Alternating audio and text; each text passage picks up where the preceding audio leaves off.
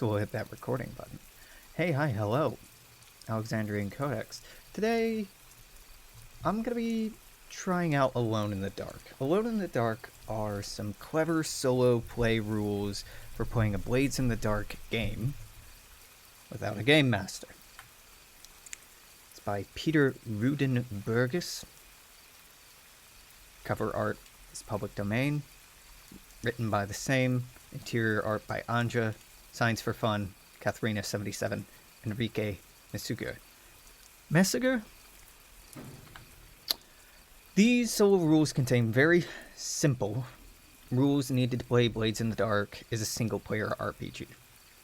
Honestly, kind of buy that you could very easily switch this to a single-player experience. I know what the game is. I know what the player is. I know what my character is.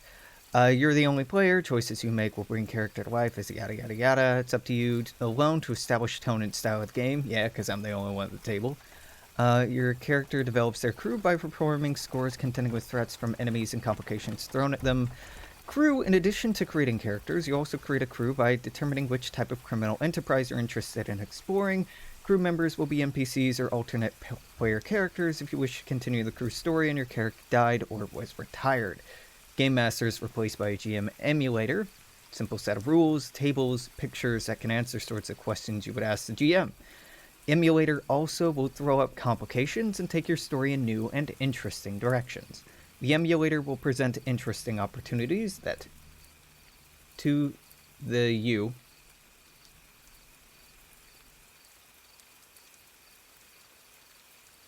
Peter.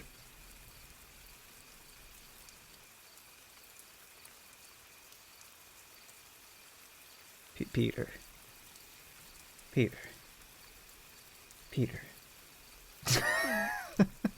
Buddy.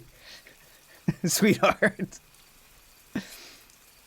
The emulator will present interesting opportunities to you as the player for you. This sentence is it's a whole mess, dude.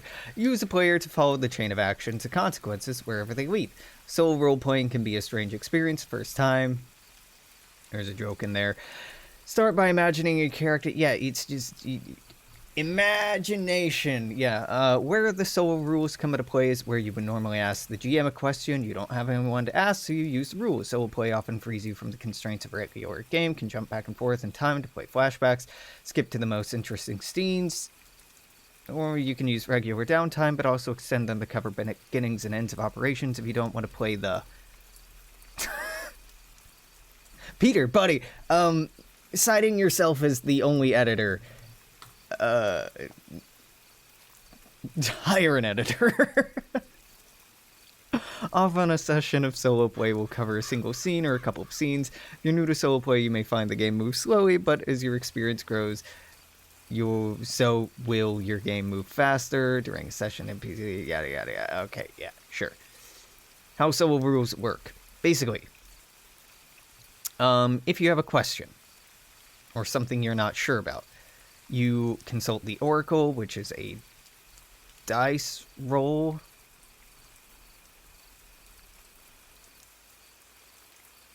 So if I think something's likely, I roll 3d6.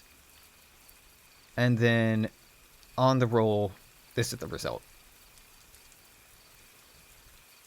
So if I come up to something and I'm like, is it this? Is it that? Then I consult the Oracle. The Oracle will be like, yes, yes, and yes, but no, because, no, complication. I kind of like this as something I could steal and just use when I'm running the game anyway. Not everything can be answered with a simple yes or no. You want to eavesdrop on a telephone conversation or open up a file, a simple yes or no is not going to help move the story forward. Complex answers need much more complex questions need answers. Yeah, there's no suitable mechanic in Blades to cope with hundreds of possible results. Counter that, you introduce a 6d666. So I roll a 666-sided die. Okay, it's a 3d6, but you read the dice as a 3-digit number. And then dependent on the results I get icons, and then kind of like tarot, I try to divine some meaning from these game icons.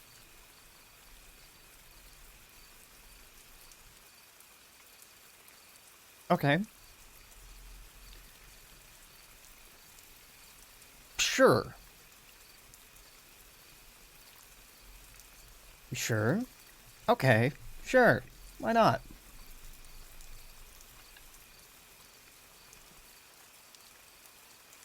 This is a really simple process of handling NPC interactions. Decide if they're a significant NPC, if they're not significant, just a bystander, yada yada yada yada. Significant NPCs, people be encountered more than once, have a name, and roleplay in your story. Each NPC should have a desire and method. Yeah, that's from the Blade's rules. What?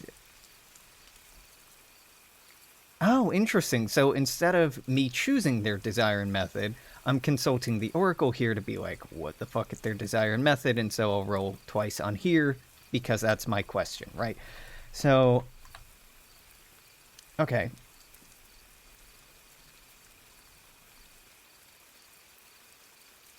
Why do I roll twice on this?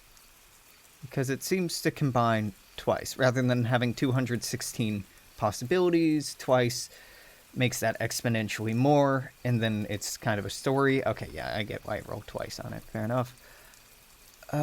Attitude, desire, methods. You can make fortune rolls and roleplay the interaction. None of this replaces action rolls. It just informs position and effect. Yeah, it seems a little weird to come up with that yourself. Solo play journal. I'm not doing that. I'm just recording it. Score list. So log the key actions of your planned core. Planned score, perhaps? Sure. This is cute. I paid $3 for it. The typos are pretty bad. But I like the idea of the Oracle to remove me from the decision-making process, and I like the game icons. So sure, let's give this a shot. I'm not in love with it, but I'm okay with it. Can I just move you two to the same fucking instance of Dolby? Yeah, that's better. Get Facebook out of here, thank you. Well, step one, making a character. And for this, we get to go back to Blades and talk about character creation for me. And I know I already did this. When I read through the game, I deleted that character. And that character is so similar to Wax that I'd really like to do something different. So, character creation. First, I choose a playbook. God, honestly, Whispers are cool. Whispers are just insanely cool.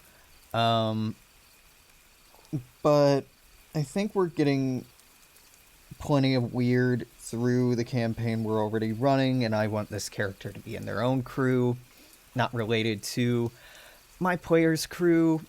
Maybe yet, maybe this will be someone else happening somewhere else in the city. Probably in Crowsfoot, honestly. None of these players have much investment in Crowsfoot, and it's just a clusterfuck anyway, so yeah, I'm into that.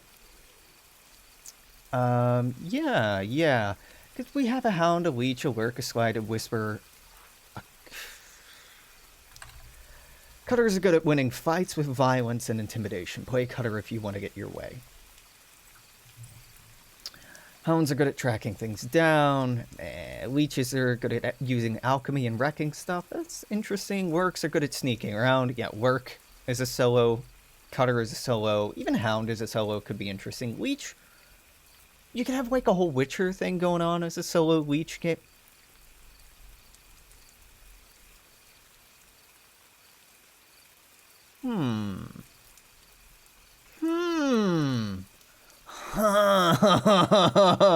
That could be really cool to twist your Leech into being a Witcher kind of character. Yeah, I really love that. Slides, I don't think are fun if it's just me talking to myself. Spiders, a Slide and Spider really appeal to me, but maybe maybe not. Whisper, again, it's weird and that's fun, but I think we're getting enough of that. So I'm tied between Cutter, because we don't have a Cutter. And it would be nice to create some violence and destruction in the city. I'm also drawn towards Leech. I'm drawn towards Leech because of that weird possibility of making the Leech into a pseudo Witcher. So let's look at that. Let's look at the possibility of that. How would I build that? I mean, obviously we start with Tinker and Wreck. Yep, Tinker makes sense. Wreck makes sense. Starting builds. Who knows? I'm more interested in your special abilities. Alchemist. Yeah, Alchemist is probably the way I want to go with this. Or I could do like a Sparkcraft Inventor. That could be really cool. That could be very cool. Whenever you invent or craft a creation with alchemical features, you get a +1 result level to your roll. A 1 to a 3 becomes a 4 or 5, etc. That's very good. You begin with one special formula, already know. Follow the inventing procedure to define your first special alchemical formulae. I like the idea.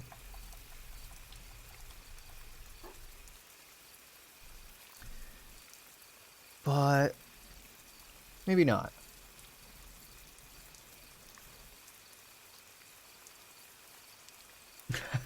I would really like to make a crew that actively antagonizes my players. Just because that would be kind of funny. Whispers are just like insanely cool, but I don't want to touch too much on Whispers. I'm really drawn to it, but because I have a Whisper player with Evie and her character Cersei, I kind of want the lore to evolve by her say-so regarding weird and ghost stuff. So I don't really want to impede on that at all. A leech, I could have some fun with that. It'd be good practice regarding inventions for Mal and her character Coquette. Just learning how that works, because crafting isn't something we've really interfaced with. Cutter would just let me play the game more. Hound, good at tracking things down, long distance combat. If you want to choose your battles, Cutter, Hound, Lurk are all really tempting. In thinking about the character, I'm also trying to think about what kind of crew do I want to run. I'm thinking not Thief. I'm thinking like Assassin or something like that, one of the riskier ones, because especially with solo play, it sounds fun to be more risky. Yeah. Yeah, I think Cutter. Why not? We don't have a Cutter.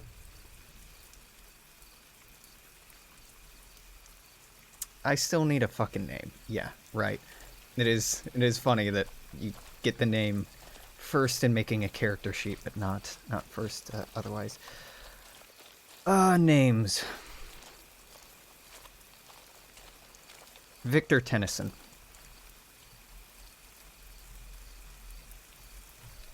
Victor Svensson. Victor Svensson. Whose notebook? My notebook can be edited and controlled by me. Hell yeah. Victor Svensson is a cutter. Victor Svensson. Sweet. We can walk and chew gum at the same time, can't we, Alex? Yes, we can. Yes, we can. We're a smart boy. We got good brains. We can do two things at once. So, playbook, done. No problem. Heritage.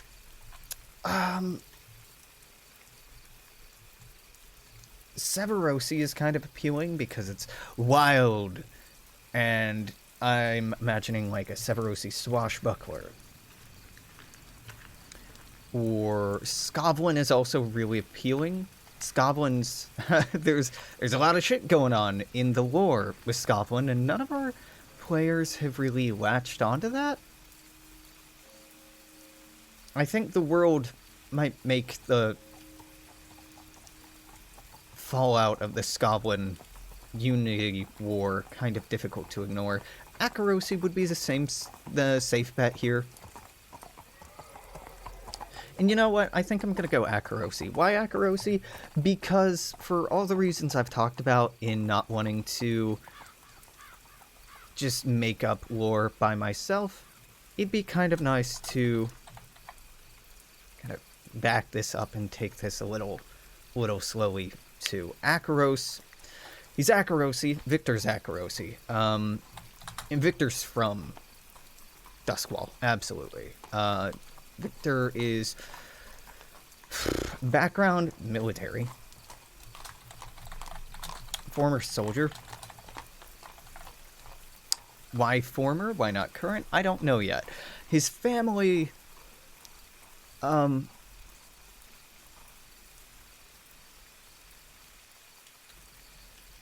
heritage. Let's say abandoned to the Lost District.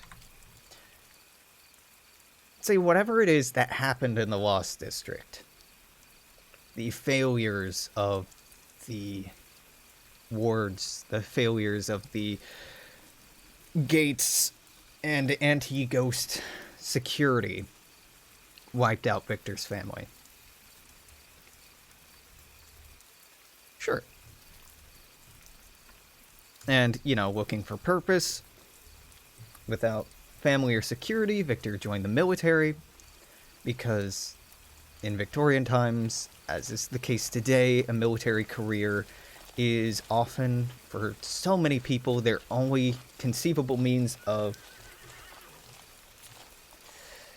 moving up or moving out or even surviving. So I think Hectyr joined the military not because he was a true believer, but because it was out of necessity, right? I don't think he's a patriot. I think Victor's kind of quiet. And if he has strong political leanings or opinions, he doesn't talk about them. I imagine Hectyr is being very matter-of-fact. Very... You know, I played Hectyrs before. Let's not do a Hectyr. Let's do a... Hectyr? Yeah, Hectyr.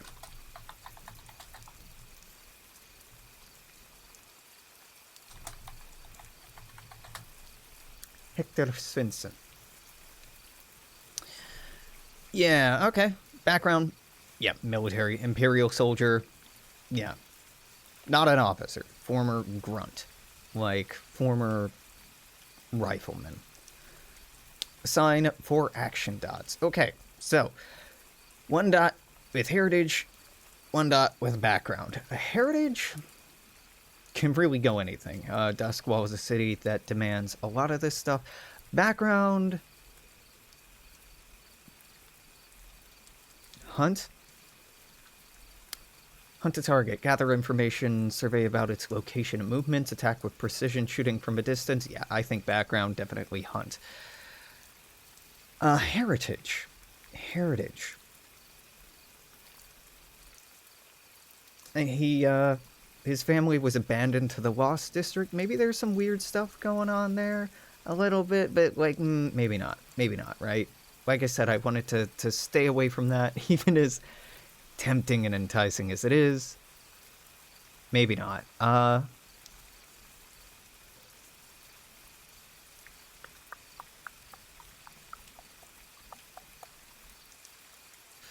Let's do prowl. Sure.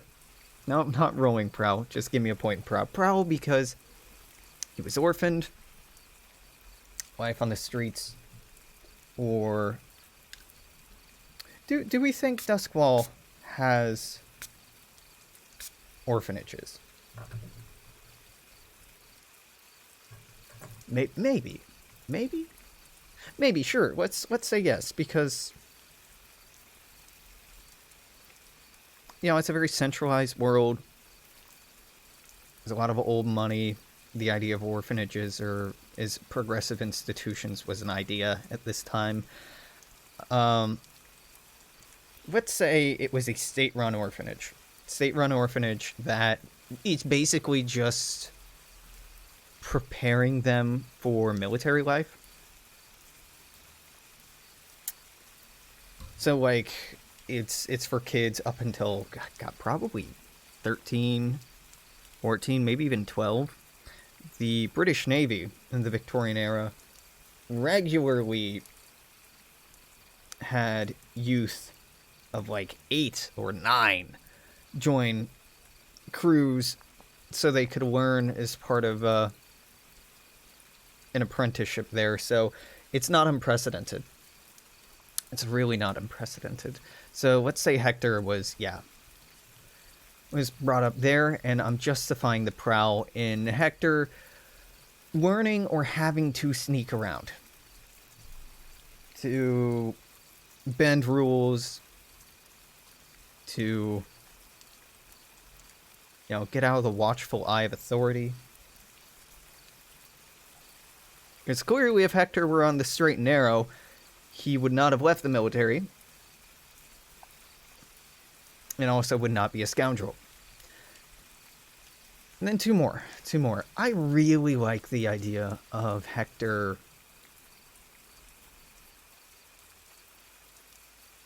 we already have 2 points in skirmish, right? So he's good in close combat, assaulting, holding position, brawling, and wrestling. That's good. Has a point command. That's fitting, given the military bravado, let's say, force of personality. Perfect. He's not going to be good at swaying or consorting. He may have the aptitude to attune, but I think it's something he's never been exposed to. Let's put a point in Tinker. Makes sense. Military man. Some experience in fixing things or with mechanisms. Maybe not like perfectly studied at it, but aware of it. And maybe survey. To understand reconnaissance. So he's not outstanding in any particular capacity. Now we choose a special ability for our cutter.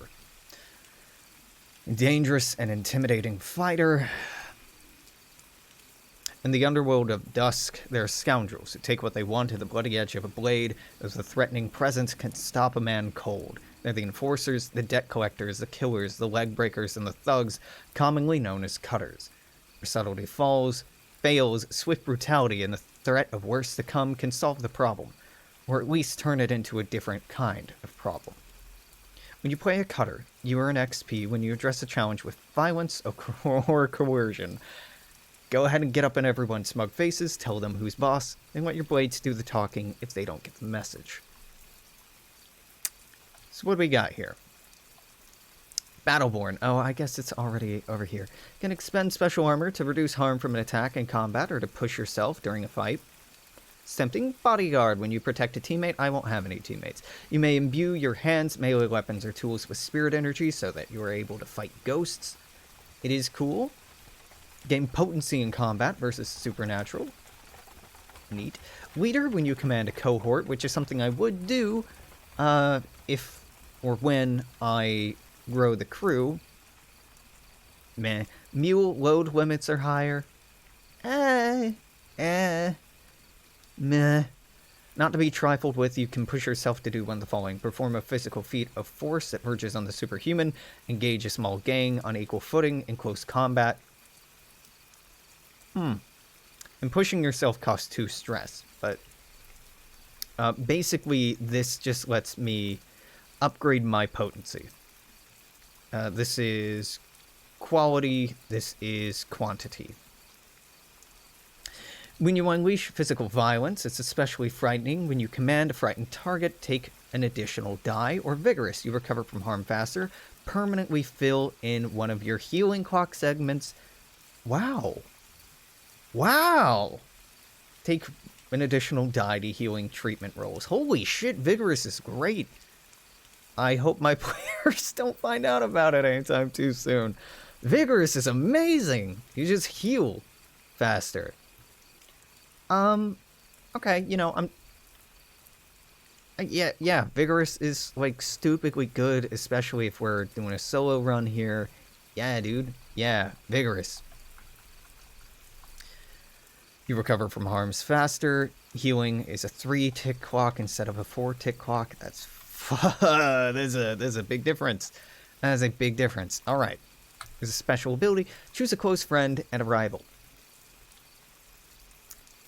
Wayne, a pugilist, Chael, a vicious thug, Mercy, a cold killer. I think we're friends. Grace, an extortionist, Sawtooth, a physiker.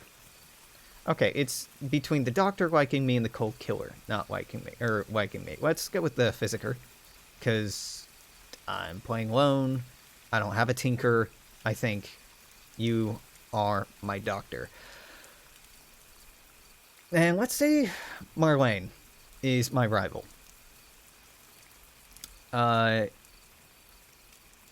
Someone who I've been in sparring matches with. Sometimes maybe, like the first couple of times we were up against each other, it was just a normal brawl, like a normal fight. But as Hectyr and Marlene fought more and more, the fight dragged on. It turned into more of a thing of honor or dignity or pride. I think pride is ultimately what it was. And there's been rematch after rematch, and they've gone one way, then the other, one way, then the other, never really truly deciding it, turning into, like, what could have been a friendship of building each other up through competition and shared motivation has instead turned bitter and dark and yeah. And then Sawtooth, yeah, we'll just go with that. Vice, weird, maybe. Stupor, nah, I mean, maybe. Stupor, being beaten to a pulp in the fighting pits, it's kind of related, but nah. Gratification from lovers, drink, drugs, art, theater. Obligation, devoted to family, a cause, organization, charity. Could be obligation, restoring my family's name or title. Or investigating what happened to them. And that'd be quite interesting, given I'm not good at studying. And I'm not really good at talking my way. So that obligation would be really interesting because it's something I'd fail at a lot. Maybe.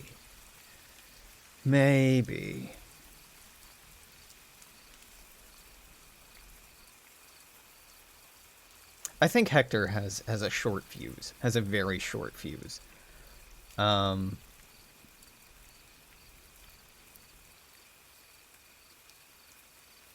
If I give Hectyr gambling, that's a point of intersection with several player characters. A collision course, if you will. If somebody rolls a complication when indulging their vice, they could end up pissing off Hectyr. Obligation, maybe. I mean, obligation to an organization lets me build something bigger out of Hectyr. Lets Hectyr care about it. And that's always quite nice. Did I skip over Look? No, Look hasn't come up yet. So it's between gambling and obligation. Let's go with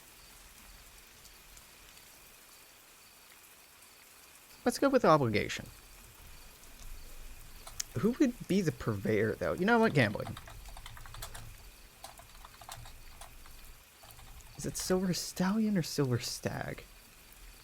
Slip, help me out here. Silver Stag, yes. I knew it was a silver undulate. They're both called undulates, right? Horses and...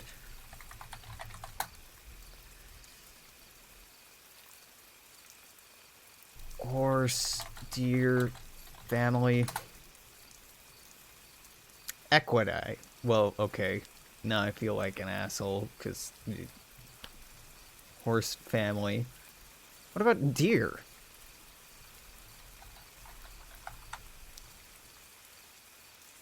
Cervidite. What was I even thinking of then? Huh.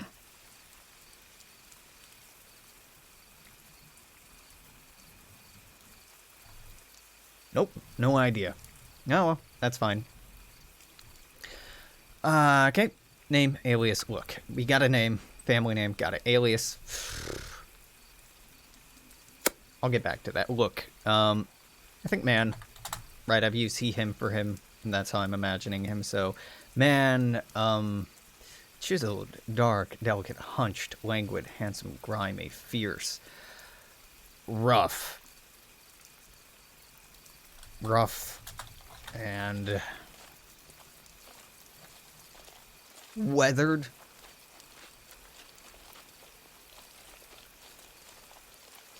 No.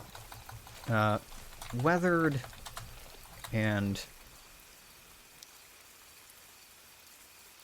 no. Scarred and...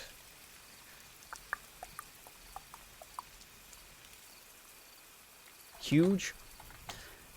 That makes him sound kind of brutish. Fierce? Scarred and fierce? Yeah. Scarred and fierce, yeah. And then clothes. Scavenge uniform. I don't think he wears his uniform anymore. I think he did away with that.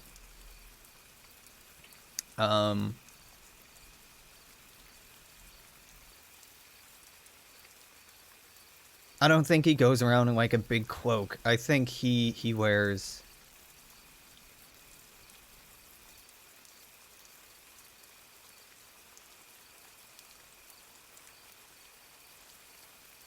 He's not in a suit, right?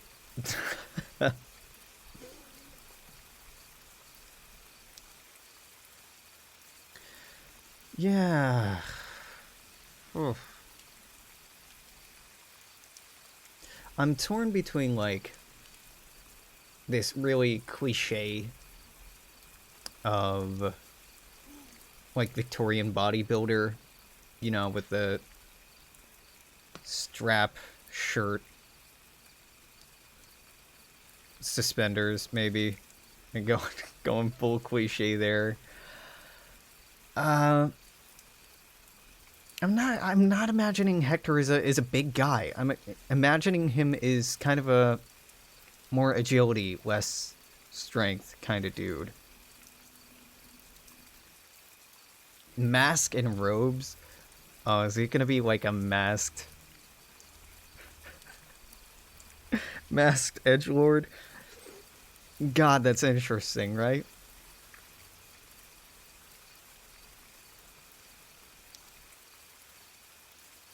Leathers. Let's just go with leathers. Leather attire. Not that kind. Not that kind. Alias. Snap. I think. Crew. We'll get to that. I need a character sheet. I need it to be... Hectyr's boys.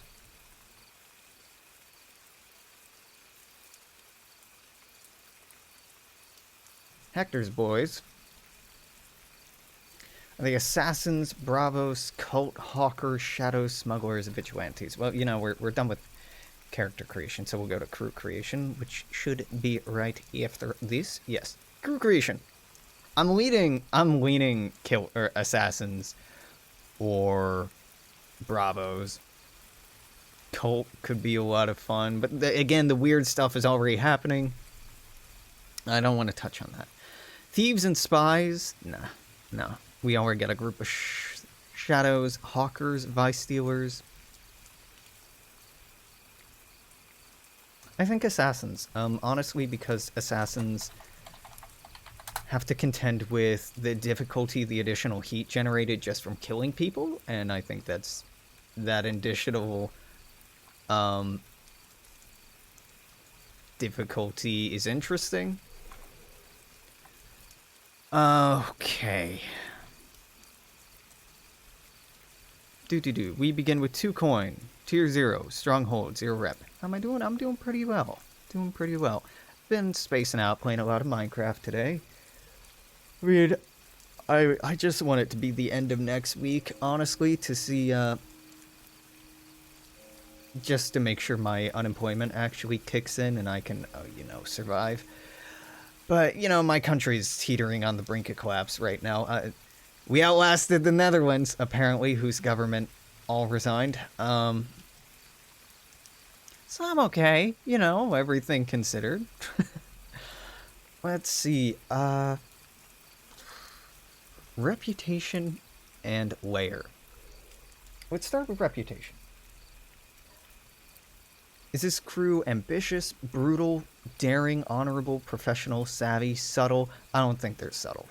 Not if he's in charge. Ambitious? Nah, I think we're going with brutal. Lair is definitely in crow's foot. How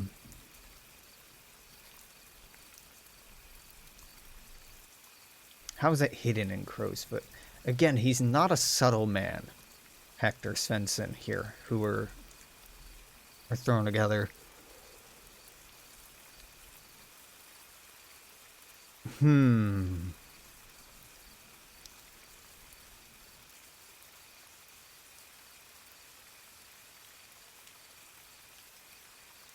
Maybe he's not in crow's foot. Maybe he's not. Maybe he is in Six Towers over here, just because it's so ruined.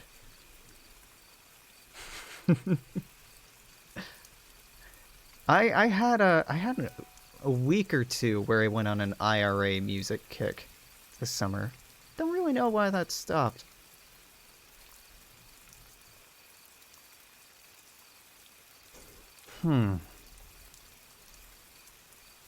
Nah, let's keep it in crow's foot. Crow's foot, let's see. I can be really specific here. Dude, honestly, he's not a subtle man. I think he's right on Murderer's Alley. I think basements, apartments in Murderer's Alley, crow's foot. I don't think Hectyr is winning any points in subtlety here. Yeah. Okay, so look at the map. Good district is... Good district choice for scoundrels type is crow's foot, because it has a lot of gangs in it. Wielding AK-47s and trying to bomb Thatcher's car is a year-long way of life, Alex. You're right. You're right. Can we just take a moment to celebrate the fact that she's dead? It's beautiful. Hunting grounds.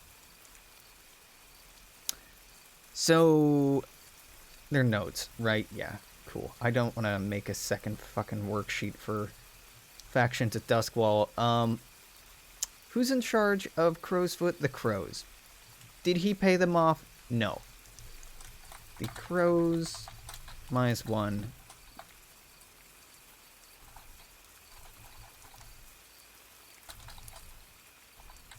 Yeah.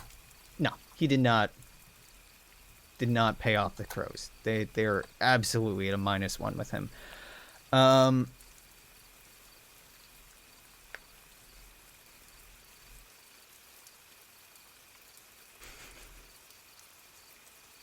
God, why would they make a Thatcher statue? Why? Oh, and I need to establish my preferred hunting grounds. But there's nowhere for preferred hunting grounds on here, is there? Doesn't look like it, no. Well, that's okay.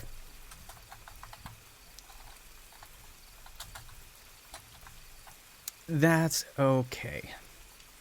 It's just gonna be the same area. My man is not adventurous. They're putting it on top of a 30-foot pillar, so it'll be fine. It's fucking stupid. She doesn't deserve a statue. She deserves hell. She is a fucking monster. Special ability for our crew type. We can become deadly. I can add extra action rating to one of my things. This is very good. I might do it. Your activities are hidden from the notice of Deathseeker crows. You don't take extra heat when killing is involved on a score. I mean, this offsets the bad part of being assassins. And getting this immediately is very tempting. Hard-won experience or occult ritual. You know an arcane method to destroy a living victim's spirit at the moment you kill them.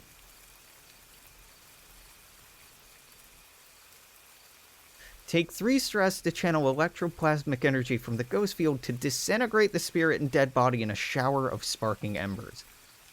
Hot damn, that's cool. Keep an operation quiet or make it look like an accident. You get half the rep of the target instead of 0. And downtime with 0 heat, take more rep. Neat. Patron, and you advance your tier. It costs half the coin normally it would. Who's your patron? Why would they help you? Meh. Maybe. Use stealth or subterfuge to commit murder. We're not doing that. Vipers, when you craft potion. Nah. I think Crow's Veil, because, like, this would be really helpful. Not deadly. Deadly, honestly. Let's just go with deadly. It's the simplest one. The other two are very cool. But, you know, that's okay. Hunt, Prowl, or Skirmish. Hunt is at a 1. Prowl is at a 1. Skirmish is at a 2. Now, let's make Skirmish a 3. Hectyr will want to solve his problems by fighting.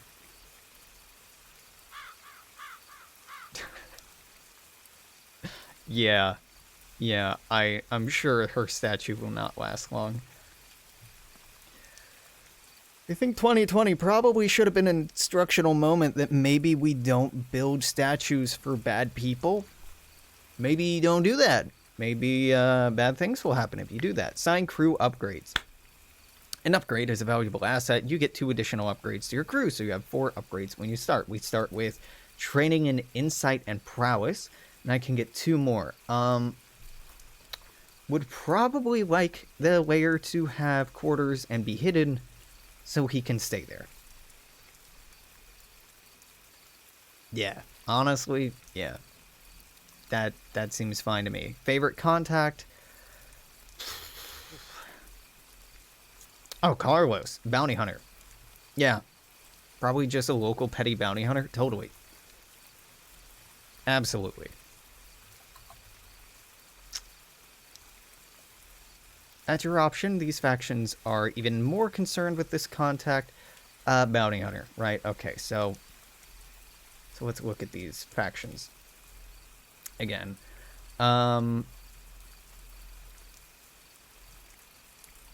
She will tell you 2 factions impacted by this choice. God, I don't know. Bounty hunter? Let's say, you know, bounties are put out by the law, so that's some official capacity.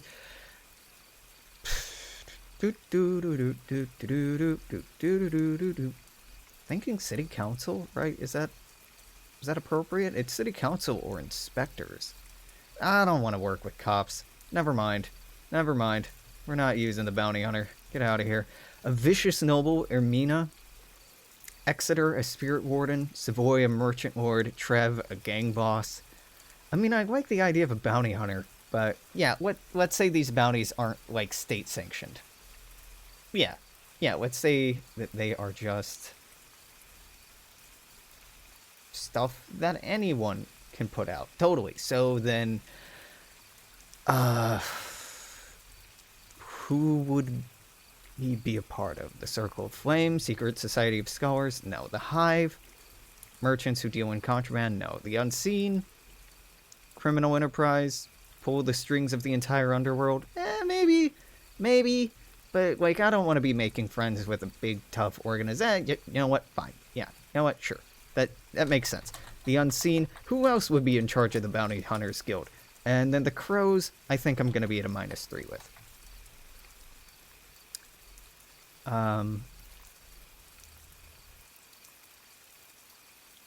So I'd start out at war with the Crows.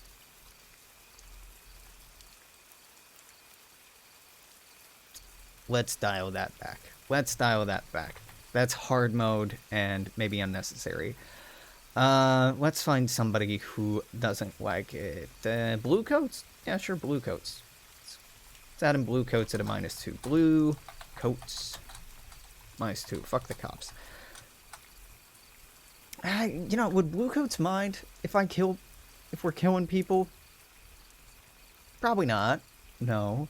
Inspectors might mind if we're creating more. Yeah, you know what? It's probably the inspectors, not the blue coats. Inspectors, the ones who actually care about rule of law. Yeah.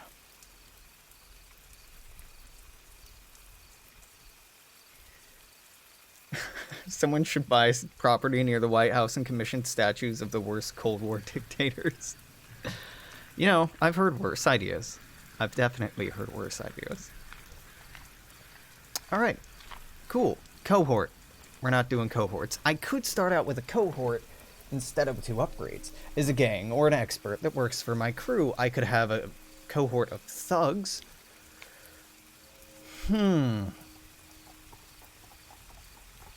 Or I cannot.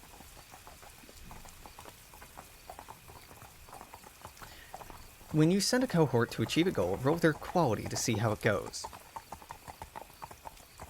Okay. Alright, fair enough. Yeah, no. None of that. None of that. Not right now. Strong tier, no rep, no heat. None of this. None of this. None of this. Okay, get out of here. Get out of here. We've gone through character creation. Cool? Cool. Now, step 1 is job. What is our first job? I don't know. I don't want to think about it, so... 143 plus 366. So 143 is a bomb.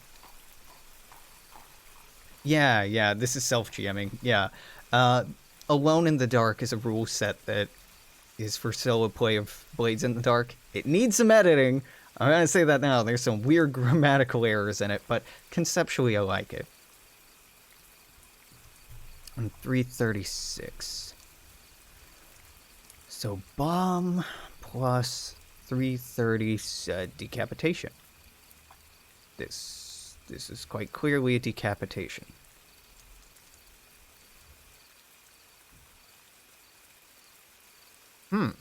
Bomb decapitation. And explosive decapitation. I mean, both of those are... I'm reading quite literally. So it's a hit, right? I'm a cutter. I run a gang of assassins. Of course, this is a hit. I think the goal is explosive in that it'll start off a gang war. Hopefully not one involving my gang. Yeah, Hectyr's boys. Hector Svensson's getting this job to start a gang war. Yeah, so, as I understand it, the factions, the Crows, they have new leadership. They're tier 2, I could fuck with them. You know, I have a spreadsheet for this.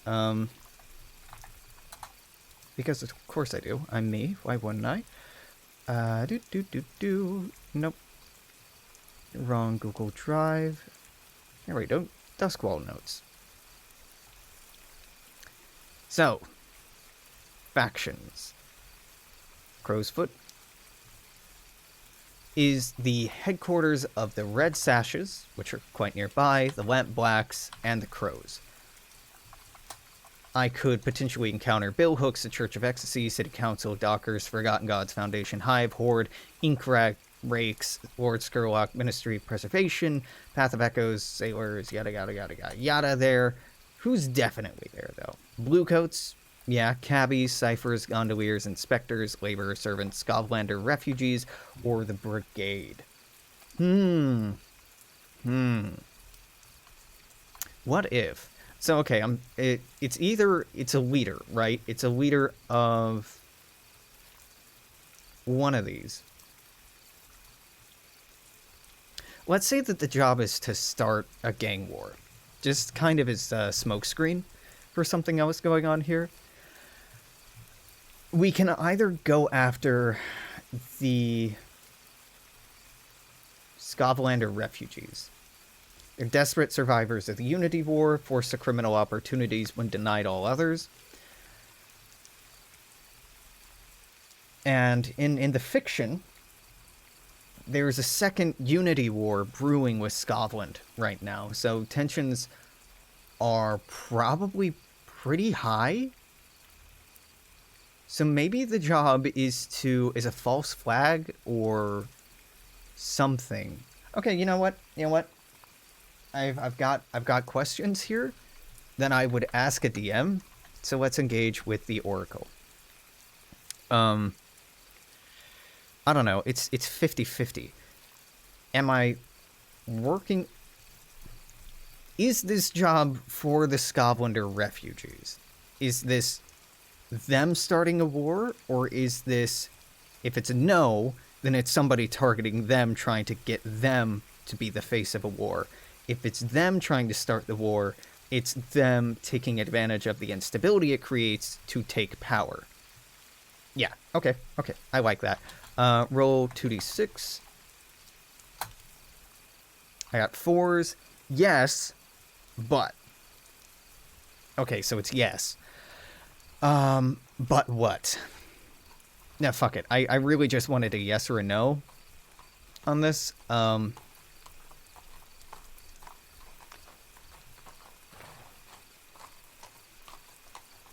Yes, but I mean, obviously we're going to be caught up in this because Hectyr and his boys are in Crow's Foot, so they're going to be on the front lines of this. So who's the target?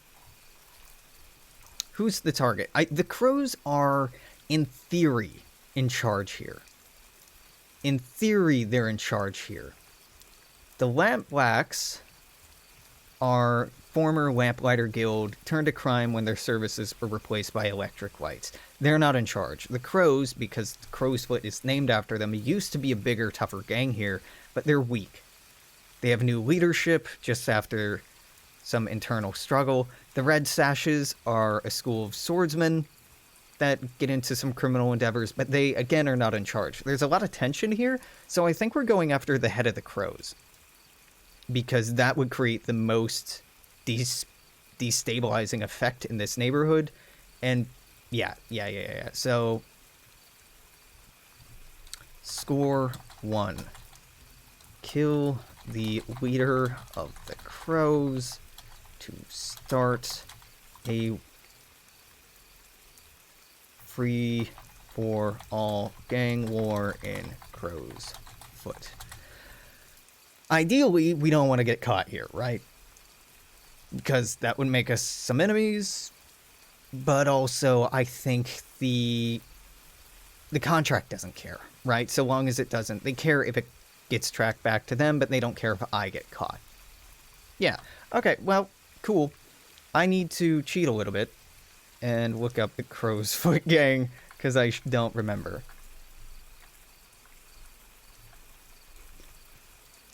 Let's see. Here's Crow's Foot. Crow's Nest is an ancient tower. Tangletown. Okay, so we're going to Crow's Nest, an ancient tower before the Cataclysm that's been a ritual sanctum, an astronomer's laboratory, and a bluecoat watch post, before its current role as the headquarters of the district's chief gang, the Crows. So we are going here. The Crow's Nest. Yeah, appropriate. So we're headed down from Murderer's Alley in one of these podunk little apartments in the basement. Down Hagfish Street. Probably taking the Devilfish Canal. Down the Bailey. Just straight there. Yeah, just straight there. I don't think there's much subtlety being put into play here. Ours is not a subtle man. What do I do? When I take a devil's bargain for violent action, I get a +1 dice here, but ghosts will lash out too. Interesting. Well, I can't give myself a devil's bargain, so that's kind of weird. Let's learn specifically more about the crow's foot. Or the crows. Show me the crows. Show me the crows. Crows. NPCs. Leader is Laisa.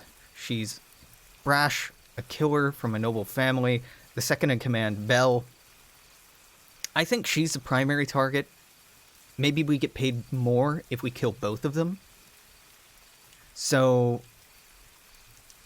okay, the way I want to do this is I want to hit the nest when I know they're both there. So when they're having a meeting, probably. A meeting means it's going to be like all hands on, which is probably the worst time to strike. But if you're interested in decapitating the leadership of an organization, that's the time to do it. Yeah, absolutely. That's the plan. That's a terrible plan. Let's go for it. Yeah, okay. So I have a plan. Is it a good plan? No. Let's look at my my cheat sheet to figure out how to meta, see if I can skew with the results of the engagement roll are going to be. Engagement roll is... Oh, it's in my actual notes, isn't it? It is. It isn't on the cheat sheet, which is so strange. Well, that's totally fine. I can just reopen that closed tab, scroll down. So, I think this is a bold plan. We get 1 dice for sheer luck. 1, because this shit is bold. Is it complex or contingent on many factors? No. Find out. I mean, step 1 is find out when there's a meeting. So, I guess let's do that first, right? Let's see if I can even get to the point where this is possible. I would want to... I mean, it's survey, right? Making sense of a situation, locating a situation to understand what's going on, gather information about opportunities or exploits. Yeah. Position. Control. I think Hectyr is trying to be pretty reasonable about this. He's not putting himself at risk. He's putting out feelers, and because the crows are in charge, it could be like, you know, I have a proposal to offer them. Do you know when their next meeting's gonna be? So it's controlled. There's a little bit of risk inherent in it, right? That you could be found out or get word out ahead of time, but let's say controlled. I mean, yeah, in effect, standard. I'm not gonna... The aim here is not to learn about weaknesses or vulnerabilities. It's just to find out a day. Like the right day to go. Bonus die. None, probably. I mean, nobody's helping. Am I pushing myself to do this? No, not yet. Not yet. I'm kind of tempted to, because otherwise we're just going to go in blind. And it's going to be up to the engagement roll if they're actually there or not. But is he the kind of man to push himself for something like this? No. No, he isn't. Not at all.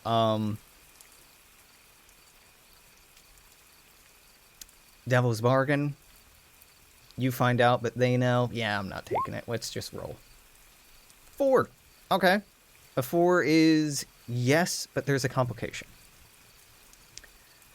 On a controlled risk, I can withdraw entirely or succeed with a minor consequence. I think I'm just going to take a minor consequence. What kind of minor consequence could we get here? 1 heat or an immediate problem? Let's just take the heat. The heat, it makes sense, right? Because I'm asking questions after things have happened, after things go bad, it's going to be it won't take a genius to put 2 and 2 together, right? To be like, well, I mean, Hectyr and his boys were asking questions about when the crows were meeting. It doesn't take a genius to figure out what he's up to, but that secures that piece. It's daring. The factor it's contingent on, we have locked down. The vulnerability, I'd say it exposes a vulnerability. They're probably not expecting to be hit when they feel most safe. Are they particularly prepared or defended or strong against this approach? If I had failed on that gather intelligence roll, I would say that they found out. I don't feel like it. I think it's unlikely, but I'm going to engage with the Oracle here, just to be a deciding factor.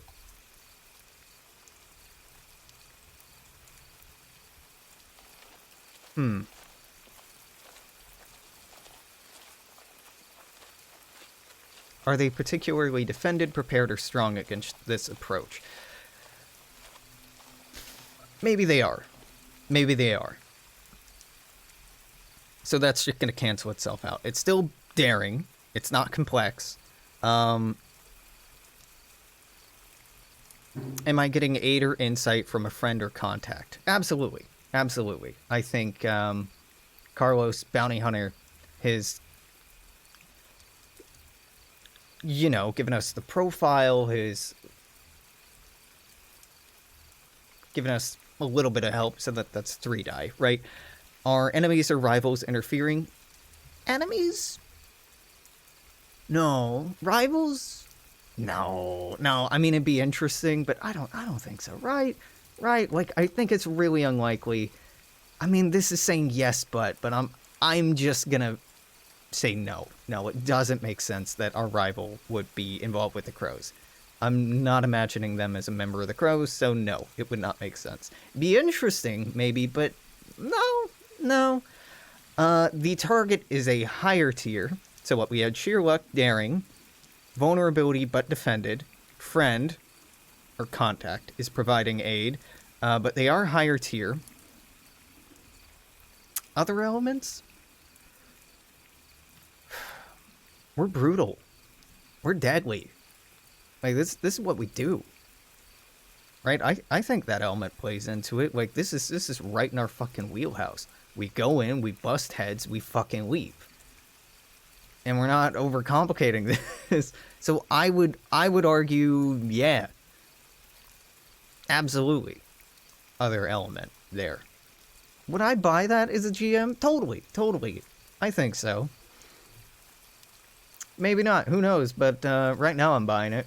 So let's go. Let's roll fortune. Number of dice. 3. Submit. No notes. That's a crit. That's a very good start. A crit on an engagement roll. Wow, haven't seen that before. That's fun to think about. Let's take a look at the engagement. Yep, that's what I meant to type in. 337. Engagement roll. 128. Okay, outcome.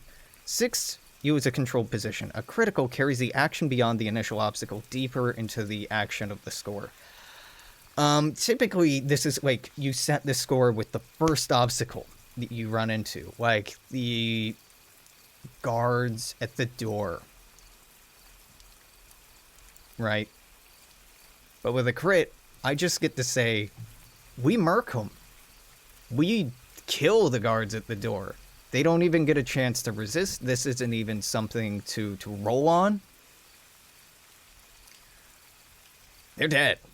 They're dead. We catch them by surprise. It's nice and quiet. Everything goes perfect. Even though there are preparations in place, it's an especially foggy night, right? And we manage to sneak in, blades in hand, pistols at the ready, but we don't have to use our guns. We're able to just slit a few throats, toss the bodies in the canal, go on inside. And so, okay, we're in a tower now, right? It's been an observatory, an old guard city watchtower, so I'm imagining kind of like a lighthouse, there being a big spiral staircase connecting the different floors, and then on different floors, let's have like little rooms pop out, built on, kind of like added onto the side of the tower over time, kind of as an afterthought. And I think this meeting is meeting up top, or is it at the bottom? I think the crows are arrogant.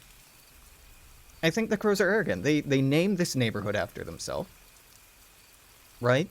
They think that they're the big gang in the neighborhood who's not to be fucked with. I think they're on the top floor, on like a room kind of like an air traffic control center where you can look out at the district from every angle. Probably used by the guard watch. There's probably like a long table in there with chairs. There's drinking. And they're probably talking about this transition of power that they're going through and how they're keeping the other gangs in line. Right, so we gotta make our way up this stairwell. We go inside. What's the next obstacle? Do I know that it's up there, though? Yeah, like I said, we gotta help from our contact, Carlos. So we know it's upstairs. We took care of the guards outside. We're inside. What's the next obstacle that we hit? This is hard. Normally on an engagement roll, you roll a 4 or a 5. So you be like, okay, you get in, but there's a complication, and the complication is where the story comes from. And this, I'm not really sure. Let's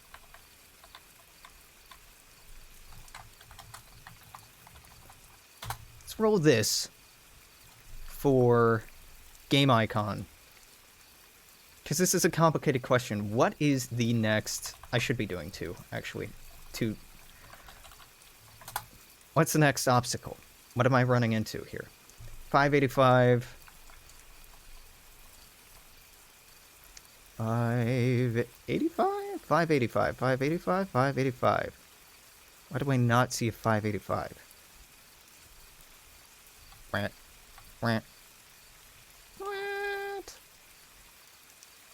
Oh, because these are 666. We'll call that a 565 then. This, I don't know, broken glass, broken light, like something emitting light. Maybe it's really, there's an alarm. Maybe there's an alarm. And 425. I mean, that's a building. Sure. The building has an alarm. I mean, of course it does, right? Of course it has an alarm. How do we deal with that? This would be a great place to eat some stress, flashback, and say that we knew that there was an alarm. Or I'm just going to tinker with it. I'm just going to tinker with it because we crit. We can see this next obstacle. We haven't triggered it. I'm just going to tinker with it. Yeah, I'm just going to tinker with it. Position, risky. This is not controlled. Controlled because no one knows we're here yet. But risky because failure means the entire building is put on alert. It's not desperate because I think I've done things like this before, but there's risk, right? Effect, standard. You either do it or you don't. This isn't limited. This won't be like a I whittle away at it kind of thing, and it's not greater. Bonus die, I'm taking a bonus die for pushing myself. Absolutely. Hectyr, this is very important. This is the difference between busting into the boardroom, Tommy guns at the ready, right, and gunning everyone down before they're ready, or busting into the boardroom with guns pointed at the door. This is a big fucking deal.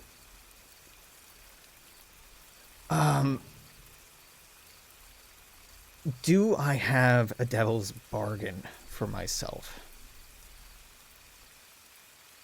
Let's see if I can maneuver this system to help me come up with the devil's bargain. What I'm thinking for a devil's bargain is that it sets off not sets off an alarm, but I hurt myself doing it. That Hectyr, Probably just takes like a level 1 harm. Like gets this like cut, slips with a knife while cutting a wire, something like that. But I take that injury, succeed or fail. So that first one is 466. A bleeding rock, it looks like. Okay, and 315. Gemstone. Bleeding rock, gemstone. That's a weird combination. I think I'm just gonna go with mine. Yeah, I'm gonna take a minor harm, lesser effect. Let's call it, small cut. Small cute. You know what? Small cut. 3 bonus die. Okay, 5, 4, 1. A 5 or 4 is a success, but with a consequence. And this was risky, so it's a normal consequence. Normal consequences can be an immediate problem. Take 2 ticks on like an immediate problem clock, or generate 1 heat.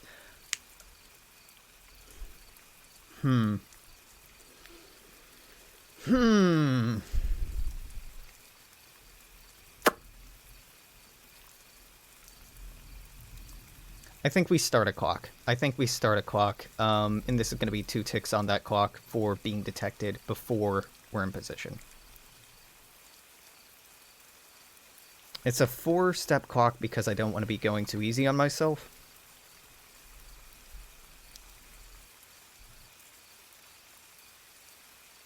So once this is full, we're detected. And I'm not going to label it because I know what it is, because I'm the only one playing right now.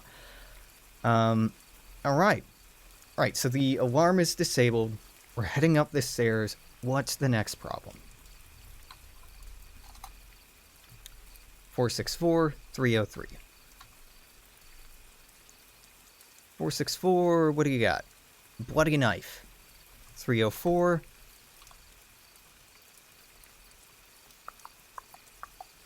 Oh, it'd be 314. Yeah, 314.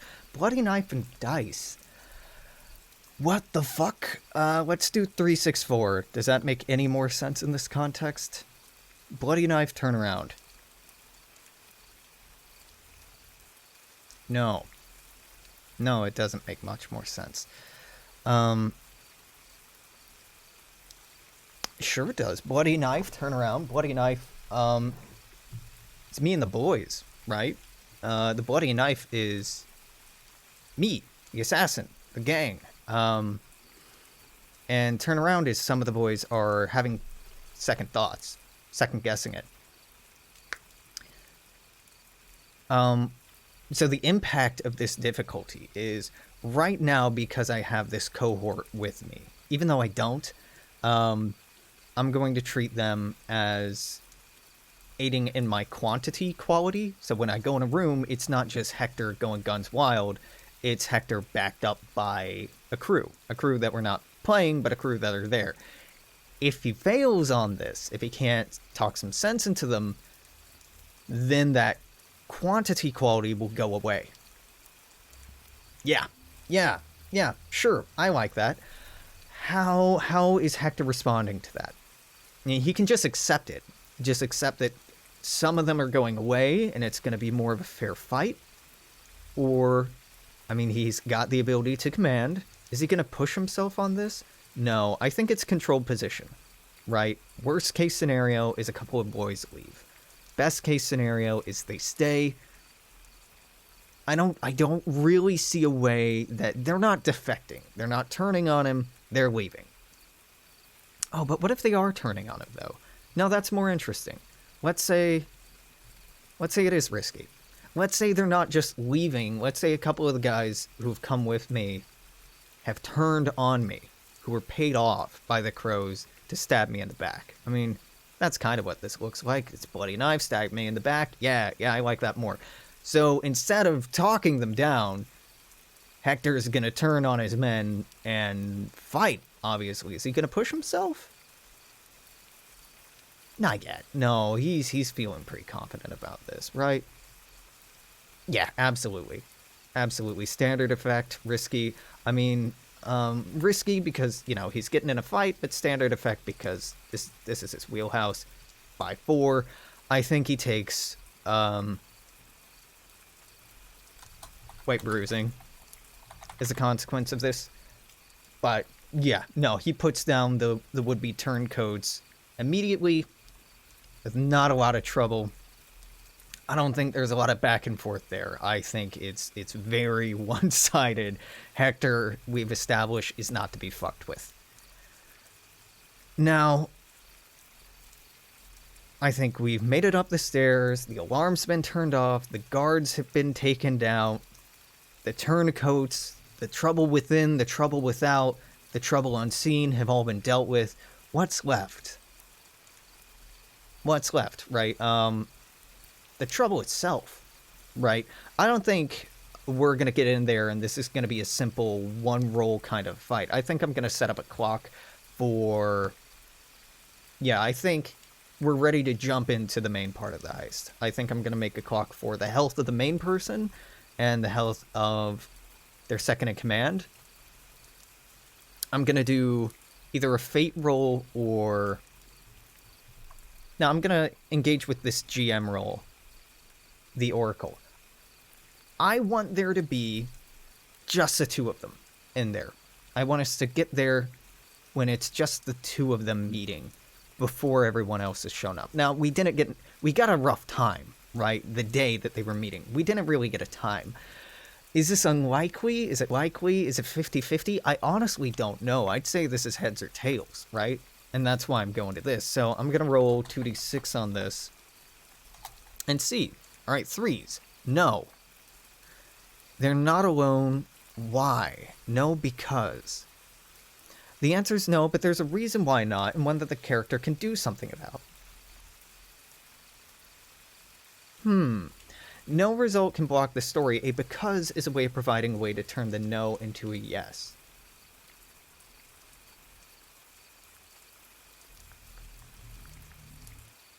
So the first thing that comes to mind is that they're meeting with people that I could turn on them.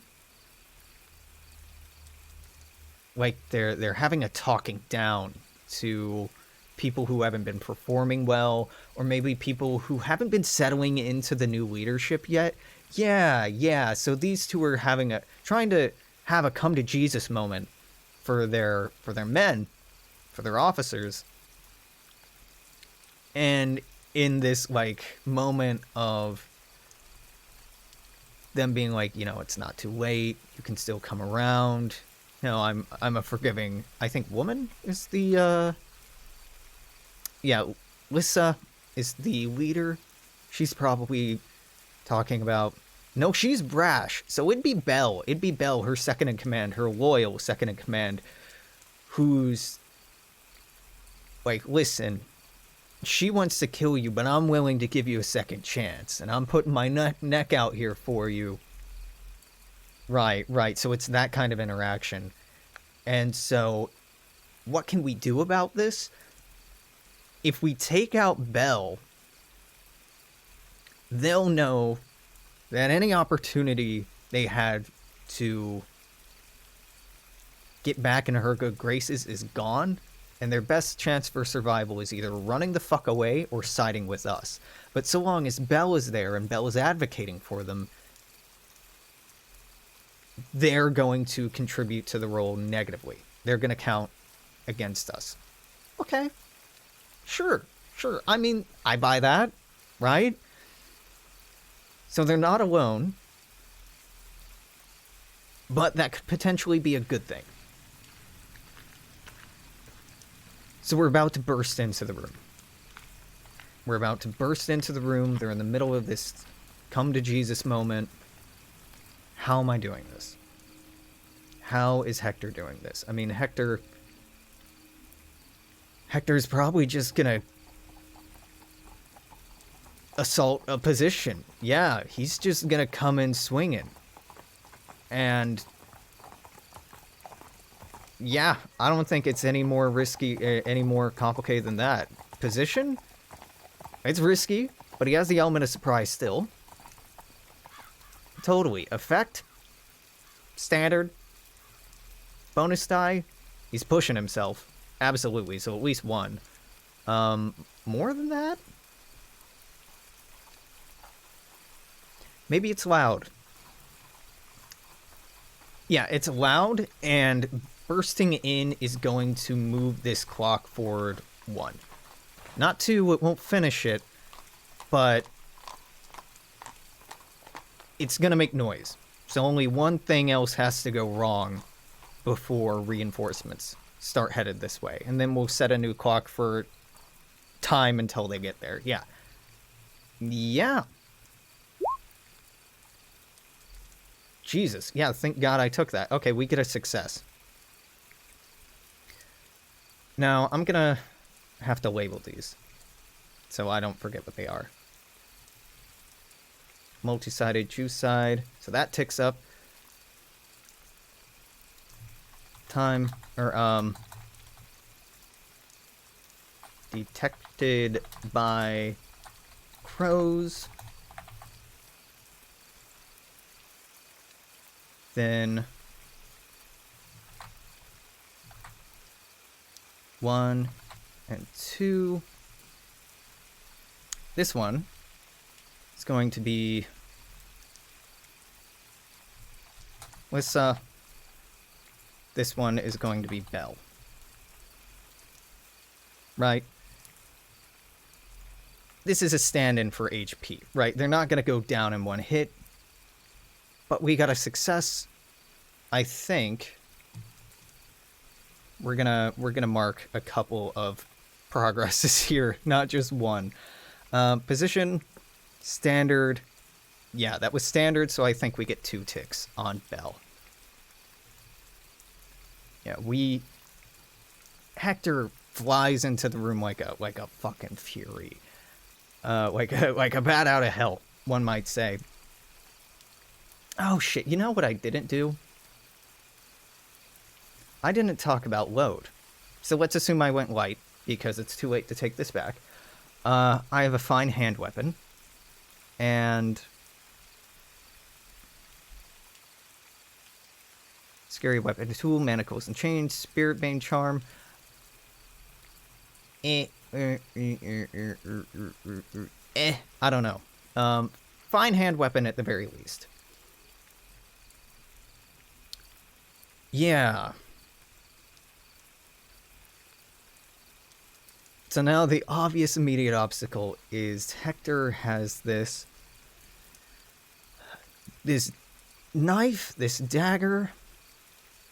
Now Hectyr was in the military. It's probably it's not an officer's sword, but it's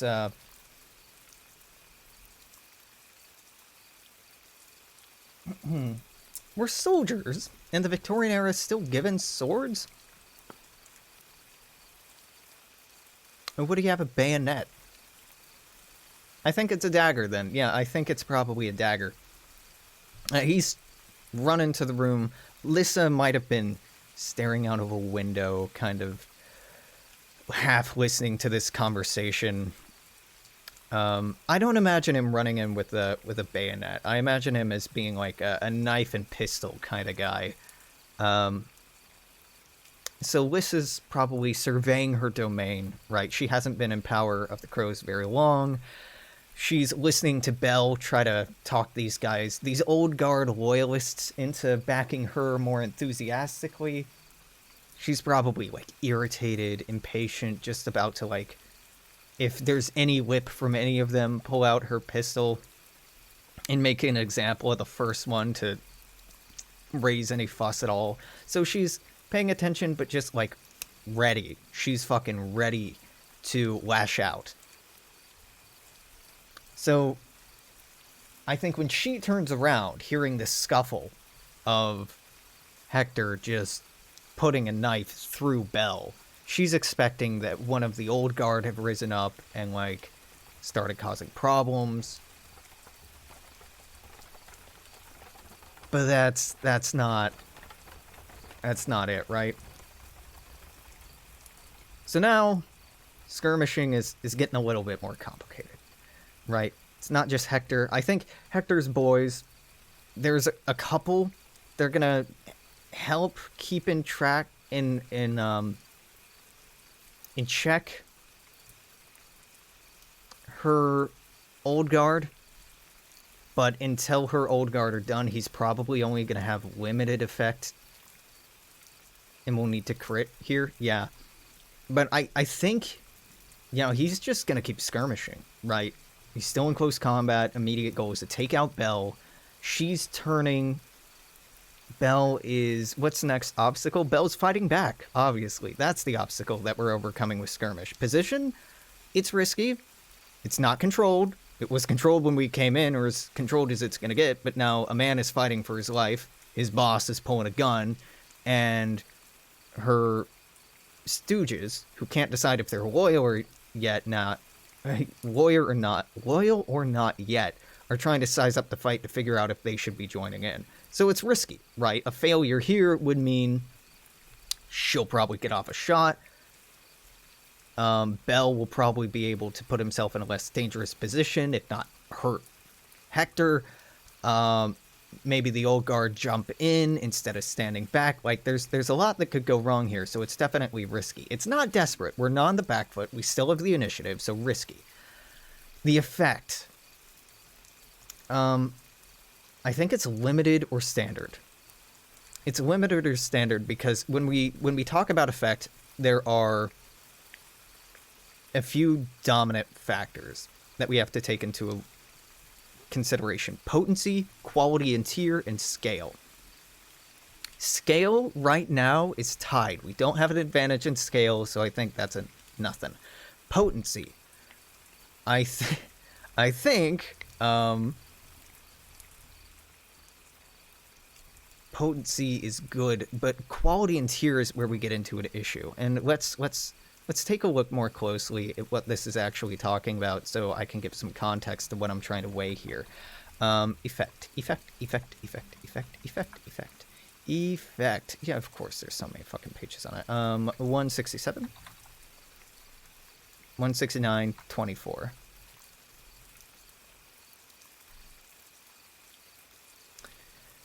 Yada. 24? Yeah, here we go. Potency factor considers a particular weakness, taking extra time or bigger risk, the influence of arcane powers, electrical discharge. An infiltrator is more potent if all the lights are extinguished and they move about in the dark. I don't think there's any advantage or disadvantage in potency here. There was when we came in, and that's why this was standard effect. Quality, we have a fine item, so we have a +1 bonus in quality, but they are a higher rank, so that is a reduction in quality. Yeah. They are a tier 2? Tier 3? I hope tier 2. Yeah, tier 2. I'm tier 0. This would move us up to tier 1, but they're still at tier 2. That still brings me from standard down to limited. Scale. Right now, it's just one opponent, but it's about to be more. I think potency, though, potency is pretty high. Like, we have this particular guy on the ropes because we came in, we had a success. I think we're back up to standard, but after this, unless he goes down, we're probably dealing with lesser potency, or lesser effect here. Yeah, we really are. Bonus dice. I'm like halfway through my stress tracker, so I don't want to do that.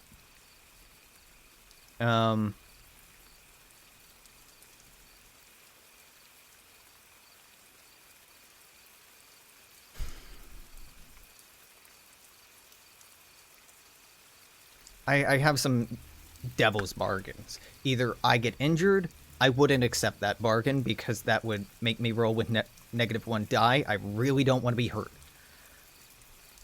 I could accept potentially... Everyone in the room has seen my face, right? And so if we don't kill everyone, word's gonna get around about this somehow.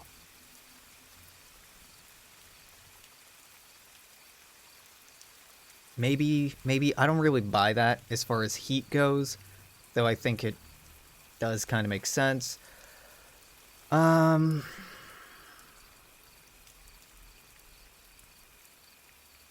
no, fuck it. Let's push himself. He really can't afford to fail here. He needs to keep this forward momentum going if this is going to succeed. Seriously, the moment that both of them are on him, the old guard aren't subdued or dissuaded, disassuaged, we have a fucking problem, because I'm going to be rolling for lesser effect from then on.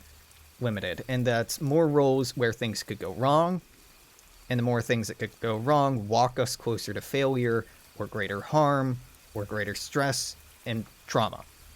Bad shit. I just want to push this as far as possible. So, it's... Yeah, I can't justify more than one bonus die here. Okay, 5. That is enough to get rid of Belle's clock. But it does have a complication, a consequence. There is a minor consequence. Well, a standard consequence. So there's an immediate problem, 2 ticks or 1 heat.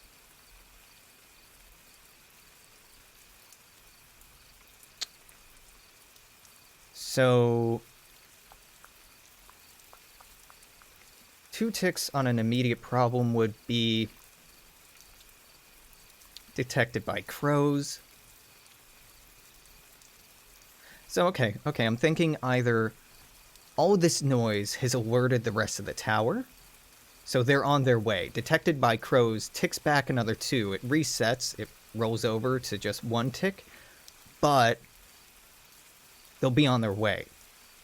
So even though we've gained a temporary parity in terms of quantity, in terms of scale, that's going to be reversed, and we're going to be back down to limited effect in 3 actions or until this ticks up. Yeah, I think that's what I want to do. Crows en route.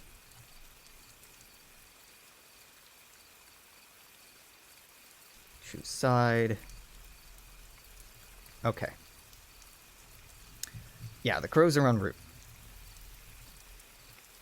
So the next problem, obviously, is Lissa is on us. I think she's shooting at us, as a matter of fact. Belle goes down. Lissa's still across the room. She's shooting at me.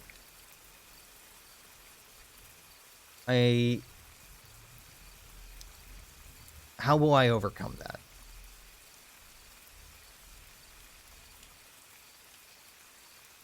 Just skirmish again, I guess. I could call for a resistance roll here, right? But I don't really think it's necessary. 7, 11, 13, 32, 33. Yeah, this is resistance roll as armor. You may only roll against a given consequence once. Resistance roll reduces the severity of a consequence. We haven't really had any consequences yet that aren't self-induced. So Lissa is the trouble right now, broadly. She is engaging. If I fail this skirmish, I will be hurt.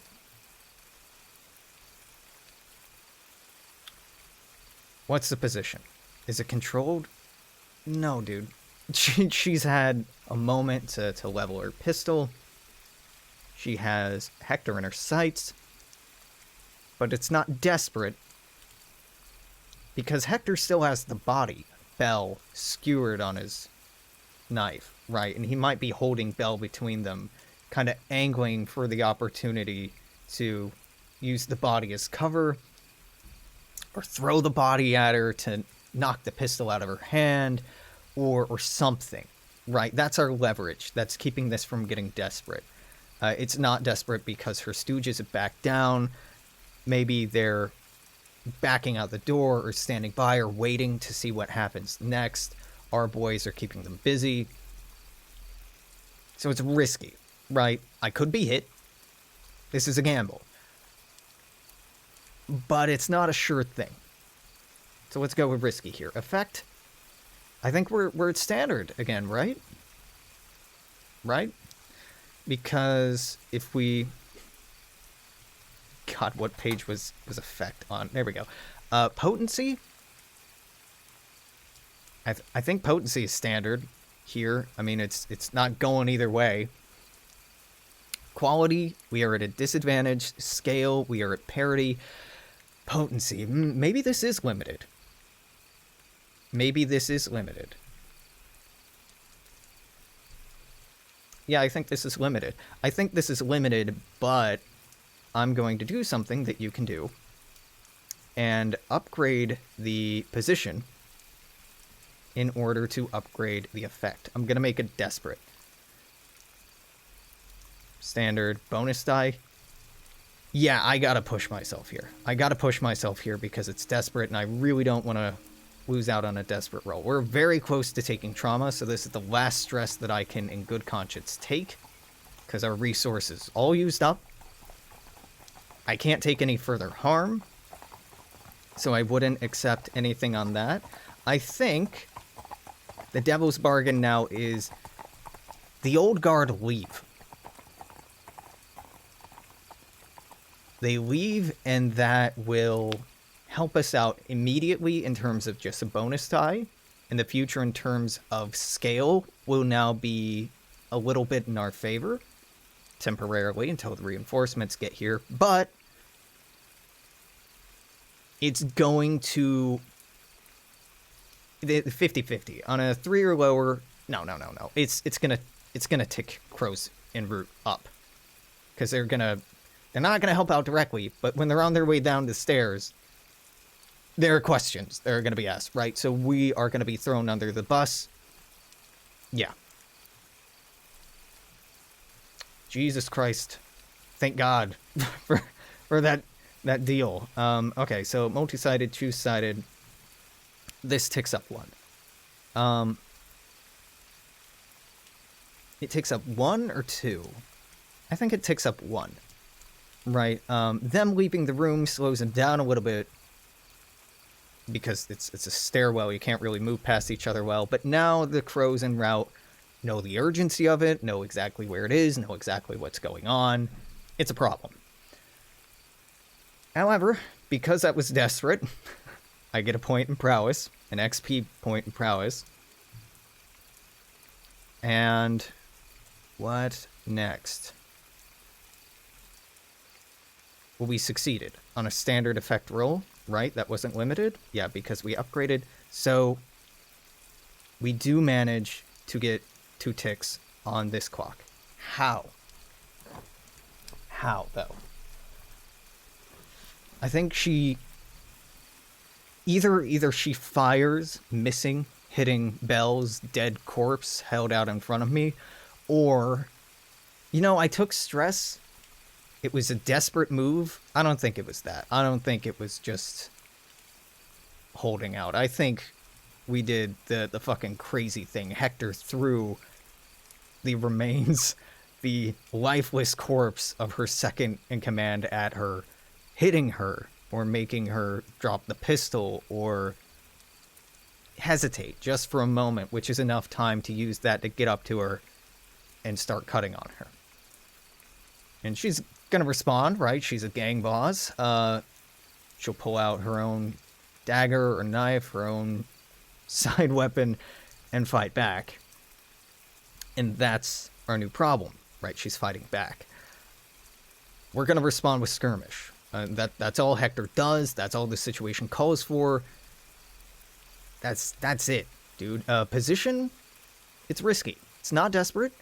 He struck the first blow. He's the one making the advance. I don't think it's controlled. I don't think ever a sparring match can be controlled unless you out-quality the other person, and he doesn't. Effect? Well, let's go through this again. Potency? Because of that forward momentum, I think we have an up there. Because of quality of tier, we have a disadvantage there, a slight disadvantage. So that would be great. Back down to standard scale.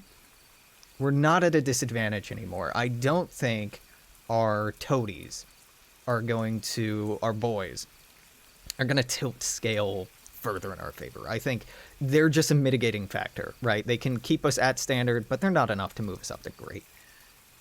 Maybe they're not able to because they're making sure the other guys don't come back, or maybe positionally we can have them delay the crows at the last minute to buy us another round on here, but I think that's it. Bonus dice, I think Devil's Bargain is this just gets ticked up again. I can't push myself. Yeah. Yep. I think that ticks up. And submit. I got another fucking 6. I'm getting so goddamn lucky. We haven't had a complete failed roll yet. That's so unlikely. I'm good with it, but that was a risky standard, so that's 2 more on this clock. She's dead. Lissa's dead. But we're not done yet. Right? We're not done yet because there are people heading up the stairs. Now we have to get back down the stairs, out of this fucking tower, and away from here. We gotta get the hell out of here. And how are we doing that? How does Hectyr do anything? Hectyr and the couple of boys with him, I think we ended up going in with like 4, a couple turned on us, we struck them down.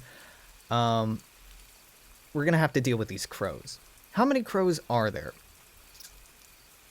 That's a good question. That's a good question. A tier 2 means that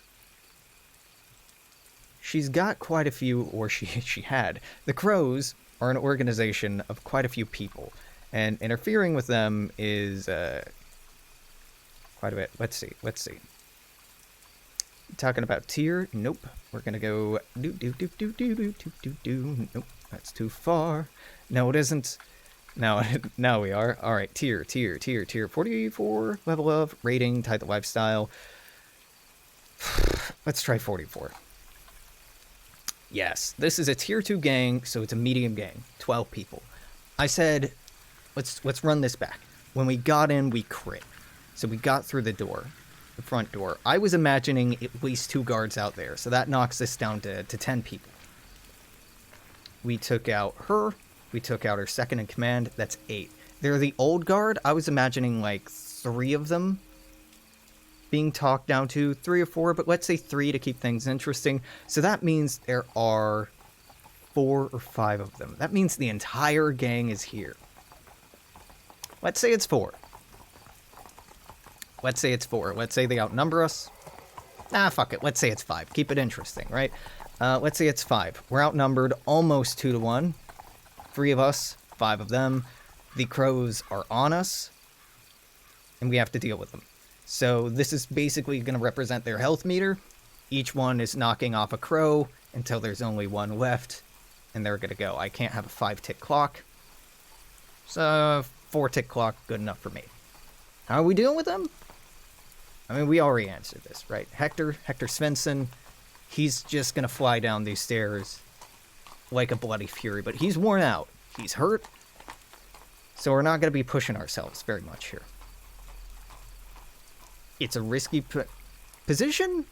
I think it's still risky, right? It's a fight regardless, but we have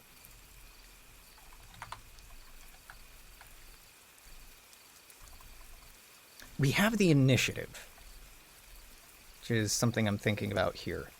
Oh my god, what page was effect on? Bring it back. Give me effect. The Mass Effect. Pace 24. It was 24. Potency. I have the high ground. I have the initiative. I think potency, we have an advantage. Quality and tier, again, that would knock us down to standard, but I think potency cancels that out. Scale, we are at a slight disadvantage. But seriously, I think potency, having the high ground, and being the one to make the strike, I think we're at standard. Right? Right. I think after this first strike, if nothing changes, And right, okay. So this first strike, there's 3 of us, 5 of them. We can potentially off 2 of them. So it's a 3-on-3, which would level scale. But if this doesn't succeed, if we lose the initiative in the element of surprise, and we'll still have the high ground, the element of surprise anyway, then we're going to be working with limited effect. Because, sure, yeah, alright, position, risky, standard, bonus die, I don't know, heat? Heat is really all I can think of here. That's the only thing I'd be willing to accept is heat. But no. Nah. Let's say there isn't any. Holy shit, we got a 6. Oh, thank God. Okay. I've really run out of resources to burn. So I want to get this over with as quickly as possible. 2 of the crows are down. It's a 3-on-3, but they're still in the way. They're still fighting. Maybe they still think there's a chance to save their boss. Maybe they just are caught up in the moment and don't have the wherewithal to think about running away. So the position is still risky. Effect is still standard. Because we still have the high ground. We've lost the element of surprise. Potency is canceled out by they are a higher tier gang. Scale, it's a 1-to-1. There's no advantage. There's no disadvantage there. Standard. Bonus die, no. Is that another fucking 6? This is another goddamn 6. Okay. Wow. Damn. Hey, you can't make that up. Alright, 1 crow left.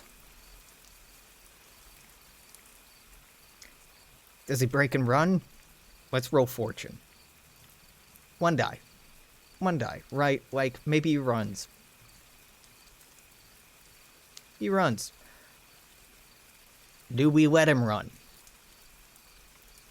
No. No, we don't. Position's controlled. Effect. He's not even fighting anymore. What's...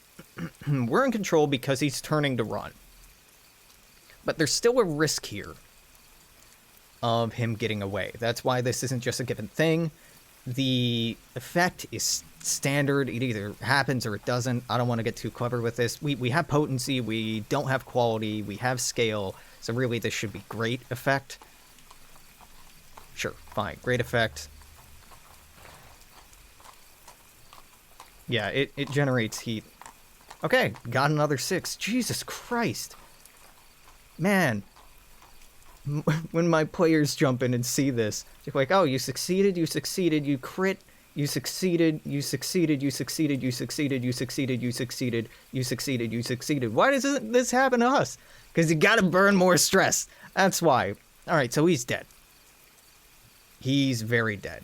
I think Hectyr just grabs him by his shoulder, throws him over the guardrail. We get a Wilhelm scream as this last crow falls to the ground with a sickening crunch. And that's it. But with each of these deaths, there has been a telltale ringing of a bell. An ethereal bell, a church bell, that all residents of Duskwall know only rings when people die. Crows are dispatched by the by an organization to suss out the site, and so there's the distant sound of crows cawing, I think. So now we're still not out, and I don't think it's going to be an issue.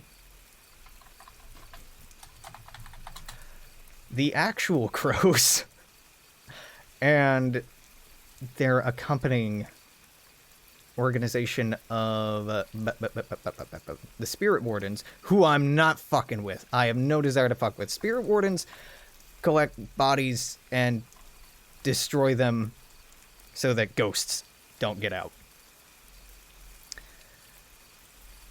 We absolutely do not want to fuck with them. So actual crows and spirit wardens, they're on their way. It shouldn't be hard to succeed at this, but it's still the last problem. The last problem, because we're not completely out yet. We're damn near out, but we're not there yet. Hectyr, you gotta go. And how are you doing it? I mean,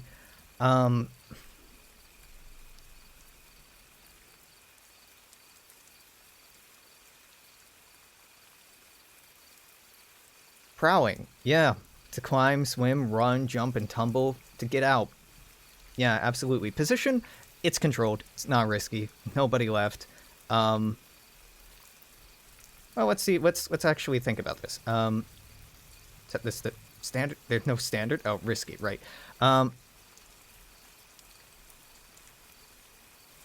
It's controlled. Yeah, it's controlled. This, though. Potency. They're not here yet. We have time. Maybe not much of it, but we have time and they're not here yet. I think we have potency. So we're starting off with great effect. Quality, tier. Oh, fuck no. They're much higher quality than us. Standard. Scale. They're not here yet. So we have an advantage. But once they get here, we are fucked. So, standard effect. Standard effect. Greater effect. Greater effect. I think great effect. They're not here yet. They literally are not here yet. This is just to get out before they get here. Bonus die. 1. 1, yeah. In our rush, either Hectyr or one of the boys is seen by someone who might recognize him later on when there's an investigation. I'll eat a heat for that. Totally. Alright, that's a 6. We prowl, we get the fuck out of there, we go home. Job's done. Job's done. Nice and easy. Here we go. So interesting. Alone in the Dark really provides us with, if I can't make up my mind, do this, or if I have no fucking idea where to even start, here's some prompts. Pretty simple, right? Pretty simple.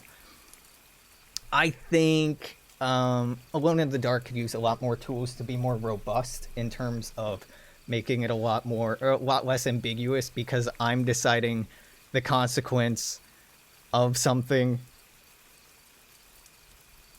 I have a lot of power here, and these tools aren't taking that narrative power away from me, which isn't a bad thing, but it's definitely something. Hey asshole, could you stop playing with loaded dice? No, they're very loaded. They're not loaded. I mean, they're kind of loaded with all those 6s. I'm not even convinced I'm not cheating.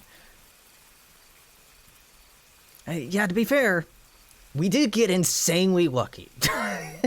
Insanely lucky with getting like a 6 every fucking time. Because a 5 would have created complications, probably would have gotten seriously injured. But right now, not yet.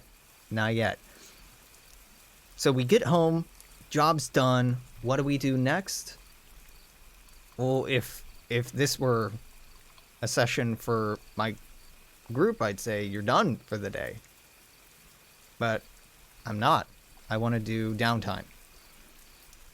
I want to do downtime because it's something I can play with. So downtime activities. All right. First things first. We got to talk about the payoff. After a crew, PCs take stock on their income from the operation. Successful score generates both reputation and coin. Yeah. A crew earns 2 rep per score by default, so we'll go ahead and start out by 2. You take +1 rep per tier higher the target was. We are tier 0, they are or were tier 2, so that's 2 more rep. Did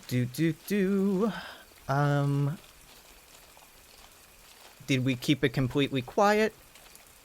No. No. With a couple of things, we generated heat. You know, people knew I was asking questions about it. People might have seen us on our way out. Oh no, it's not that people saw us on the way out. The heat here is we left in such urgency. we didn't take those turncoats with us. So there's 2 bodies still in the crow's nest that used to belong to my gang. Now, they turned on us, so they're not our gang members anymore, but they used to be. So that ties us to the scene of the crime, or at least ties us through them. So that's where that heat is coming from, not being recognized, because we got a 6. Fucking nobody saw us coming out of there. Yeah, okay, that makes sense. Coin. I think this was a standard score. This seems like a big score. I assassinated the fucking leadership and, like, the entirety of a gang. That's gonna plunge this entire area into war. I dare say this is a major score, in fact. Right? Right? Like, I don't want to say I'm being too generous to myself. This is either a big or a major score. We not only killed the head of the gang and the second in command, we killed everyone except 3 of the gang. Who know who we are. And we let get away. So that's gonna affect us with heat. So, okay, maybe not major, but it was a big score. We killed 9 out of 12 people, right? I still think it was major, but I'm gonna say because it wasn't like a complete erasure of their faction, it's just a big score. It's a fucking big score, but it's a big score. So I can only add 2 more coin to our crew sheet. The rest of it, Hectyr's got to carry on his own. 3, 4, 5, 6. And then he can't even carry all that coin. Hectyr's got to put some of that into stash. So let's look up how stash works, because my players are dirt poor. Dirt poor. They are very poor, and they don't have enough money to fill up the crew's inventory, let alone their own. So let's read about stash. Stash 42 and 43. All right, let's check that out. Okay, stash.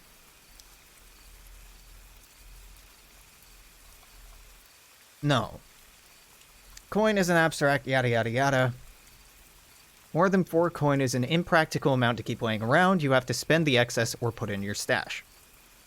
Yeah, I just gotta put in my stash, because that's all I got. If you fill up your stash, these are lifestyle.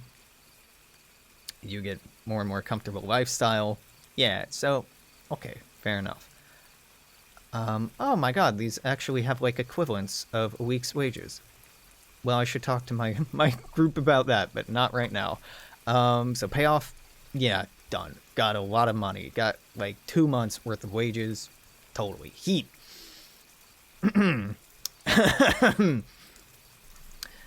So we start at 0 heat. Was it a high-profile or well-connected target? Dude, we killed an entire gang. Yes. Yes. Did it happen on hostile turf? Not yet, but now the turf is hostile. It wasn't at the time, but those last 3 crows fucking hate me. Add 1 heat if you're at war with another faction. Nope. Add 2 heat if killing was involved. Doesn't matter how much killing was involved, just that it was involved at all. So that's only 3 heat? Seriously? Oh, no. No, I gotta talk about this. Was it smooth and quiet? It started out smooth and quiet. If we hadn't let those 3 get away, honestly, smooth and quiet. Nobody knew we were there. It was contained? I think it was pretty contained. Loud and chaotic? I think it was loud and chaotic. Yep. Yep. No. I can't argue that wasn't at least loud and chaotic. I don't know, maybe I can. Let's see. Let's talk about this. It was smooth and quiet. It went according to plan. 3 people got away, but they're all criminals. And like they're not going to go to the law and be like, "Help, this other group, this other gang attacked us." Bluecoats won't give a shit. We didn't kill any innocents. It happened entirely at their headquarters.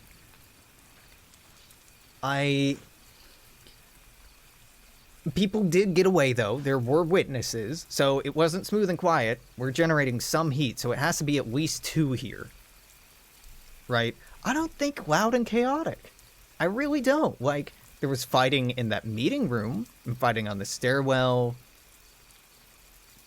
But we didn't, like, burn a fucking building down. There wasn't, like, chaos. It was fighting, but it was controlled and intentional. I'll take a 2.5 here. I'll take 3. Because I really don't think this was loud and chaotic. This is standard exposure. Yeah, no, this is standard exposure for this kind of job. 3 people saw. But who the fuck are they gonna tell? So, okay, I'll take 3. I don't think it was loud and chaotic. Loud and chaotic was what my players did in intentionally causing a scene at a carnival, so that everyone was staring at them, including the guards, and they just caused the spectacle for the purposes of creating a distraction so that somebody could steal an animal from the carnival. Interesting plan. If it were D&D, it wouldn't matter, but that's loud and chaotic. This, it was contained chaos. So I'll say 3 on that, and I feel okay with that. We don't have a wanted level yet. I mean, I could just eat another wanted level and go to prison, or make one of my boys go to prison.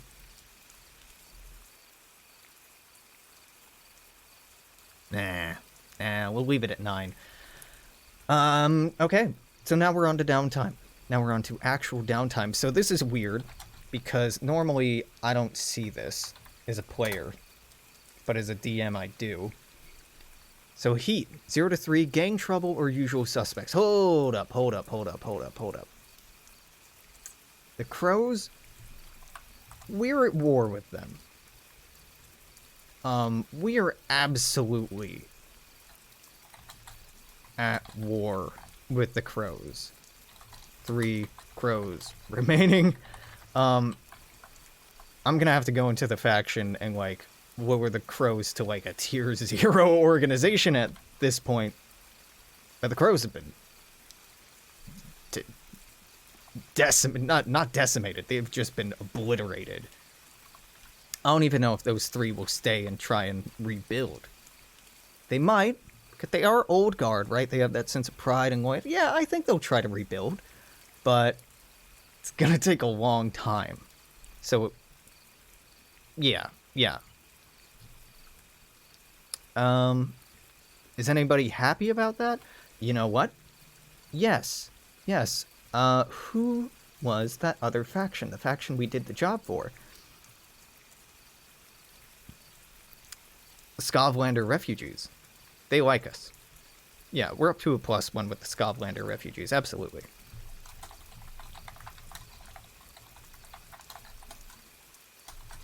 +2?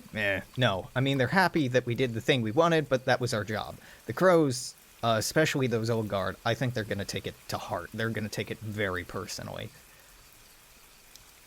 So, either gang trouble, or the usual suspects. One of your gangs or cohorts causes trouble due to their flaws. You can lose face, make an example of one of the gang members, or face reprisal with the wrong party. I don't have a cohort. The usual suspects. Blue coats grab someone in periphery of the crew. 1 player volunteers a friend. Oh shit, I did this wrong. A player needs to volunteer who's most likely to be taken. I just decided for them last time. Well, make a fortune roll to decide if they resist questioning. Sure, who's it gonna be? The bounty hunter. Of course the bounty hunter, right? They're gonna go to Carlos. And, because Carlos probably has a reputation for knowing this kind of shit, yeah, make a fortune roll. On a 4, Carlos has been roughed up? No, Carlos has money.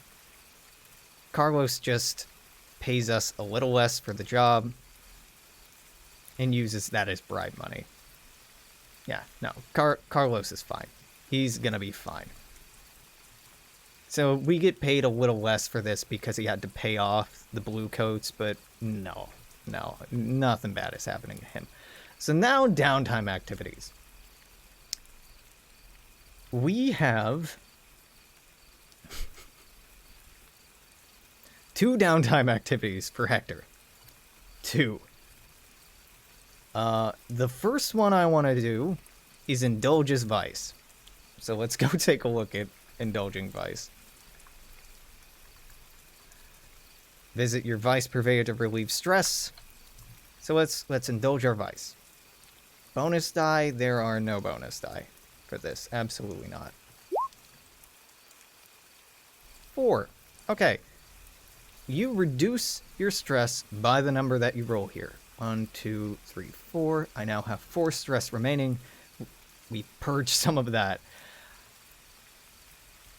Okay. I really would have preferred a 5. Or even a 6. Because I literally can't overindulge. Couldn't have overindulged. Now I have a 4/6 chance of 2/3 chance of not overindulging, but nah. Okay, so stress relief done. I think it's time for Hectyr to go to the doctor. He's gonna recover. He's gonna go to his friend Sawtooth, the Physiker, and he's going to recover. So we have a 4-tick clock, but with Hectyr, that clock always starts. There's a healing clock in the character sheet. Why did none of my injured characters tell me this when I was making clocks for them? Okay, well, now I know this, and I'm gonna have to go update their character sheets. Well, that saves me on the clock madness that's happening up here in the top left-hand corner of the map. Well, thank God I did this today. I learned something directly applicable to Wednesday's group. Directly applicable to that group. This, and this should be in their character sheet. Oh no, these 2 should be in character sheet. This is something else. Okay. Alright. So he's getting treated. What quality is this NPC? I've just been doing 2d6 for quality for, like, trained professionals, but this dude's a Physiker. This dude's, like, I don't know. Cruise Whisper, Quellen. Alright, he's a competent healer, so 2d6 is competent. Oh, well, maybe I should have been rolling 1d6 with some of these. Okay, well, whatever. 2d6 to heal. That's a 3 and a 3. It's not good. That only heals 1 tick. Now, we could pay a couple of coin to move that to a crit. No, I'm not doing that. I'm going to spend 1 coin just to do that action all over again. So we're done with our downtime actions. Now you can either spend rep or coin to purchase additional actions. We're staying at the doctor. Holy fuck. You kidding me? Okay, well, now I'm just going to have to spend coin to... Jesus Christ. Okay, we heal one of these. What am I healing? Small cut. Small cut turns into light bruising. The light bruising goes away, so we keep light bruising here. So we have harm before it upgrades to worse harm. I've got coin. I've still got some stress. I think this is Hectyr done for the week. Or for until whenever the fuck I play Hectyr next. Yeah, so now let's talk about experience. So we rolled a desperate action. I marked XP for that. Did Hectyr address a challenge with violence or coercion? Yes, absolutely 2 fucking points for that. Hectyr did nothing but use violence and coercion. Did he express beliefs, drives, heritage, or background? Yeah, background in setting up this ambush. This is a little difficult because I'm not role-playing. I could roleplay with myself, but like I'm not there yet. I might get there with Hectyr, but right now I'm trying to understand the system at the same time that I'm doing this, so a little bit. I think he did. He utilized tactics. right? If we were to actually play this out, and I were playing Hectyr, would have been playing him like, right, well, we need to go the hour after dawn when it's most foggy, going nice and quiet like through the canal, you know, lots of tactical, vaguely military tactics and stratagems. So absolutely, with the insight that he had to take out Bell first to break the morale of the three who Bell was barely holding in line. Absolutely, I think that would have brought it up again. So I say 2 points for that. Yeah, absolutely. If I were role-playing him, we would have needed scenes with that, pretty good scenes for that, but sure, I'll say 2. And it's kind of hard not to say 2 because Hectyr was the only character on screen. Did he struggle with issues from vice or trauma? Nah, none of that. So we either got 3 or 4. What am I feeling here? 3 or 4, 3 or 4, 3 or 4. Yeah, let's say 3, not 4. So we fill up another prowess. I'm gonna put it in prowl. I'm gonna put it in prowl because I don't think I can level up skirmish. You can only level up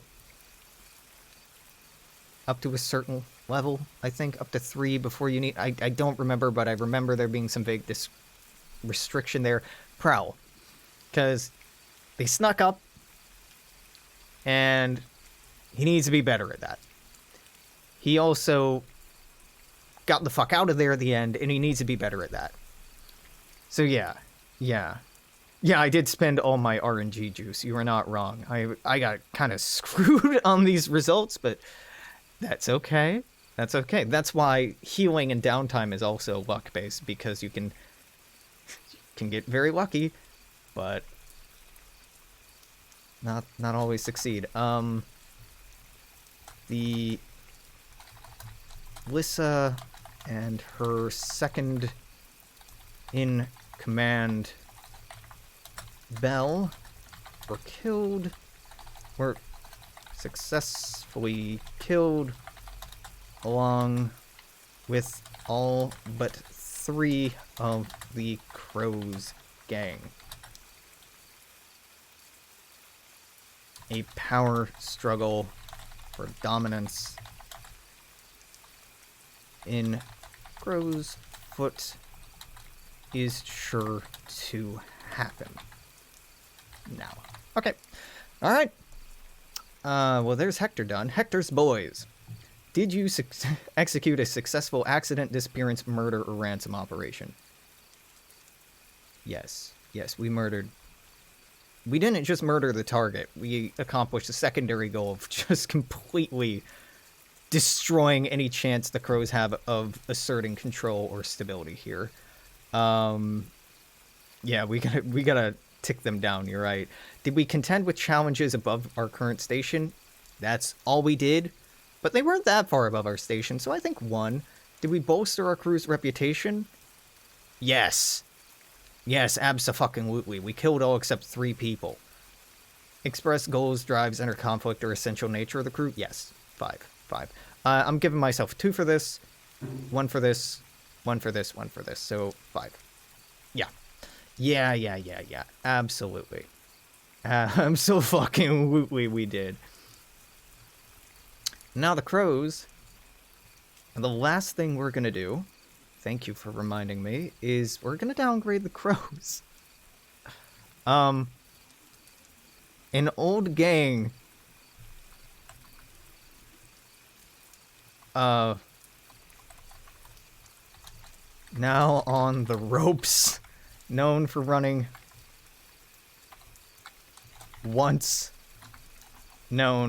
illegal games of chance and extortion rackets. Now only 3 strong and struggling to rebuild. Okay, and the Crows. I think that makes them a tier 0 or a tier 1. They were already weak, so I think we downgrade them to tier 1. But you know, we'll look at this. Was it 44 that this was on? Yeah. They are technically tier 1. They are 3 to 6 people. That is correct. Alright, yeah, the Crows have been downgraded to a tier 1 gang. So now Crowsfoot is going to be in basically an open state of war between the Lamp Blacks and the Red Sashes for supremacy. Going to downgrade the Crows. Lamp Blacks and Red Sashes are now going to be fighting each other openly for supremacy in Crowsfoot, and the Scovlander refugees are, I think, going to wait until they weaken and wear each other out, and then strike and try to take, this whole district for Scovlanders. Not for native Akarosi folk, not for just whoever. They're going to try and take the entirety of Crowsfoot as Little Scotland, I think. They're going to try and control this entire district, rebrand it, and make it someplace where they won't be prejudiced against, they won't be bullied, they'll come first, they won't have a hard time getting jobs. That is a big cultural shift if they accomplish that goal, so that's going to be a clock that we'll have to assign them. But yeah, I think that's their long-term goal, is to take control here.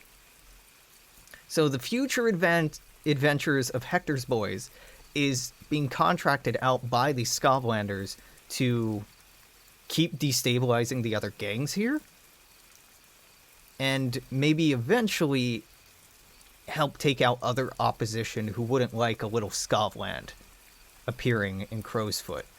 Whether that come from the police, the Bluefoot and Bluecoats, or the city council, or other controlling authorities. Yeah. Scov's Nest. Yeah, I love that. I love that. Scov's Nest is very good. In fact, I'm gonna steal that. Where are my Scovlanders at? Trying to take control of Crowsfoot.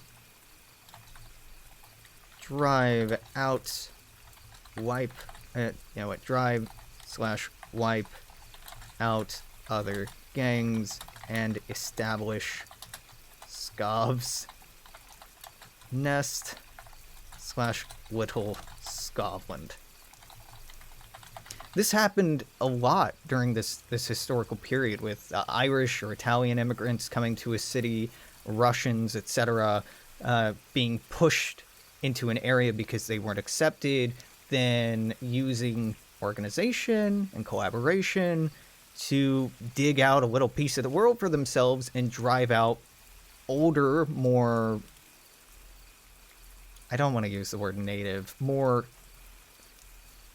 entrenched gangs and organizations. I want 1% of my zero ad revenue. No. There's no money being made from this. You can have movie rights. How about that? But yeah, I think we're done for the day. That was, like 3 fucking hours? Nah, 2 hours, 20 minutes. Beautiful. So, okay, cool. Alone in the Dark. It's a couple of cool tools. It really, to me, seems like it boils down to 2 neat tools. The Oracle and the game icon system. I think it's only like $4, $3-4, so are those 2 tools worth it? I don't know. He deserves to be paid. Peter, do another not spell check, but like edit grammar run of this, because there are a couple of issues. I pointed out. Just some weird phrasing stuff going on in here. I think this is a really good first couple of tools for a more elaborate tool set to help really hack Blades in the Dark to be more one-player-y. I think subjects that need to be approached are position and effect. There needs to be more to inform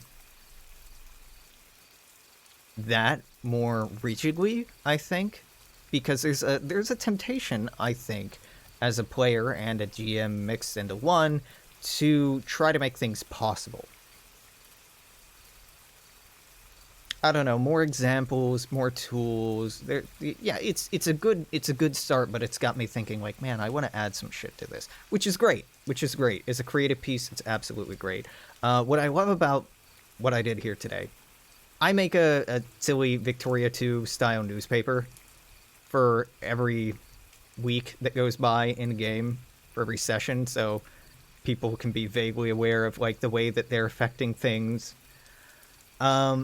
And now one of these I can dedicate to my escapades in fucking up their city. And not just from like a DM, I think it'd be interesting if this, but from me as a player adjacent to them. I think that's really cool. So yeah, I'm gonna wrap up for today. So if you're watching on YouTube, I'm putting up a cut here. I think it's been agreed that we will record our sessions. I mean, I have one recorded, but it's unlisted. We'd be jumping into episode 3. I need to make a whole fucking layout for it, and that's why I haven't wanted to do it yet. I don't know if we'll be streaming it. We'll probably just be streaming it. I don't know if I'll release it in like 1 hour increments, or if I'll just do a 4-hour video once a week. But keep your eye out for it, because it's something we're doing and something we're having fun with. And yeah. Games, I'll probably still be playing Dishonored as a again, a mouche bouche to cleanse my palate and start getting me thinking Victorian-y. Like once a week is prep for playing Blades in the Dark. I may be reading more of Das Kapital if I get in the right headspace. I actually had a headache when I started recording today, so no. Nah, I don't know. I've been playing a lot of Minecraft, and I'm sure you don't want that recorded or streamed. Maybe you do. Maybe you don't. But I haven't been playing anything interesting. So yeah, until later, I'm going to say toodaloo. Take care. We'll see you then. Bye-bye.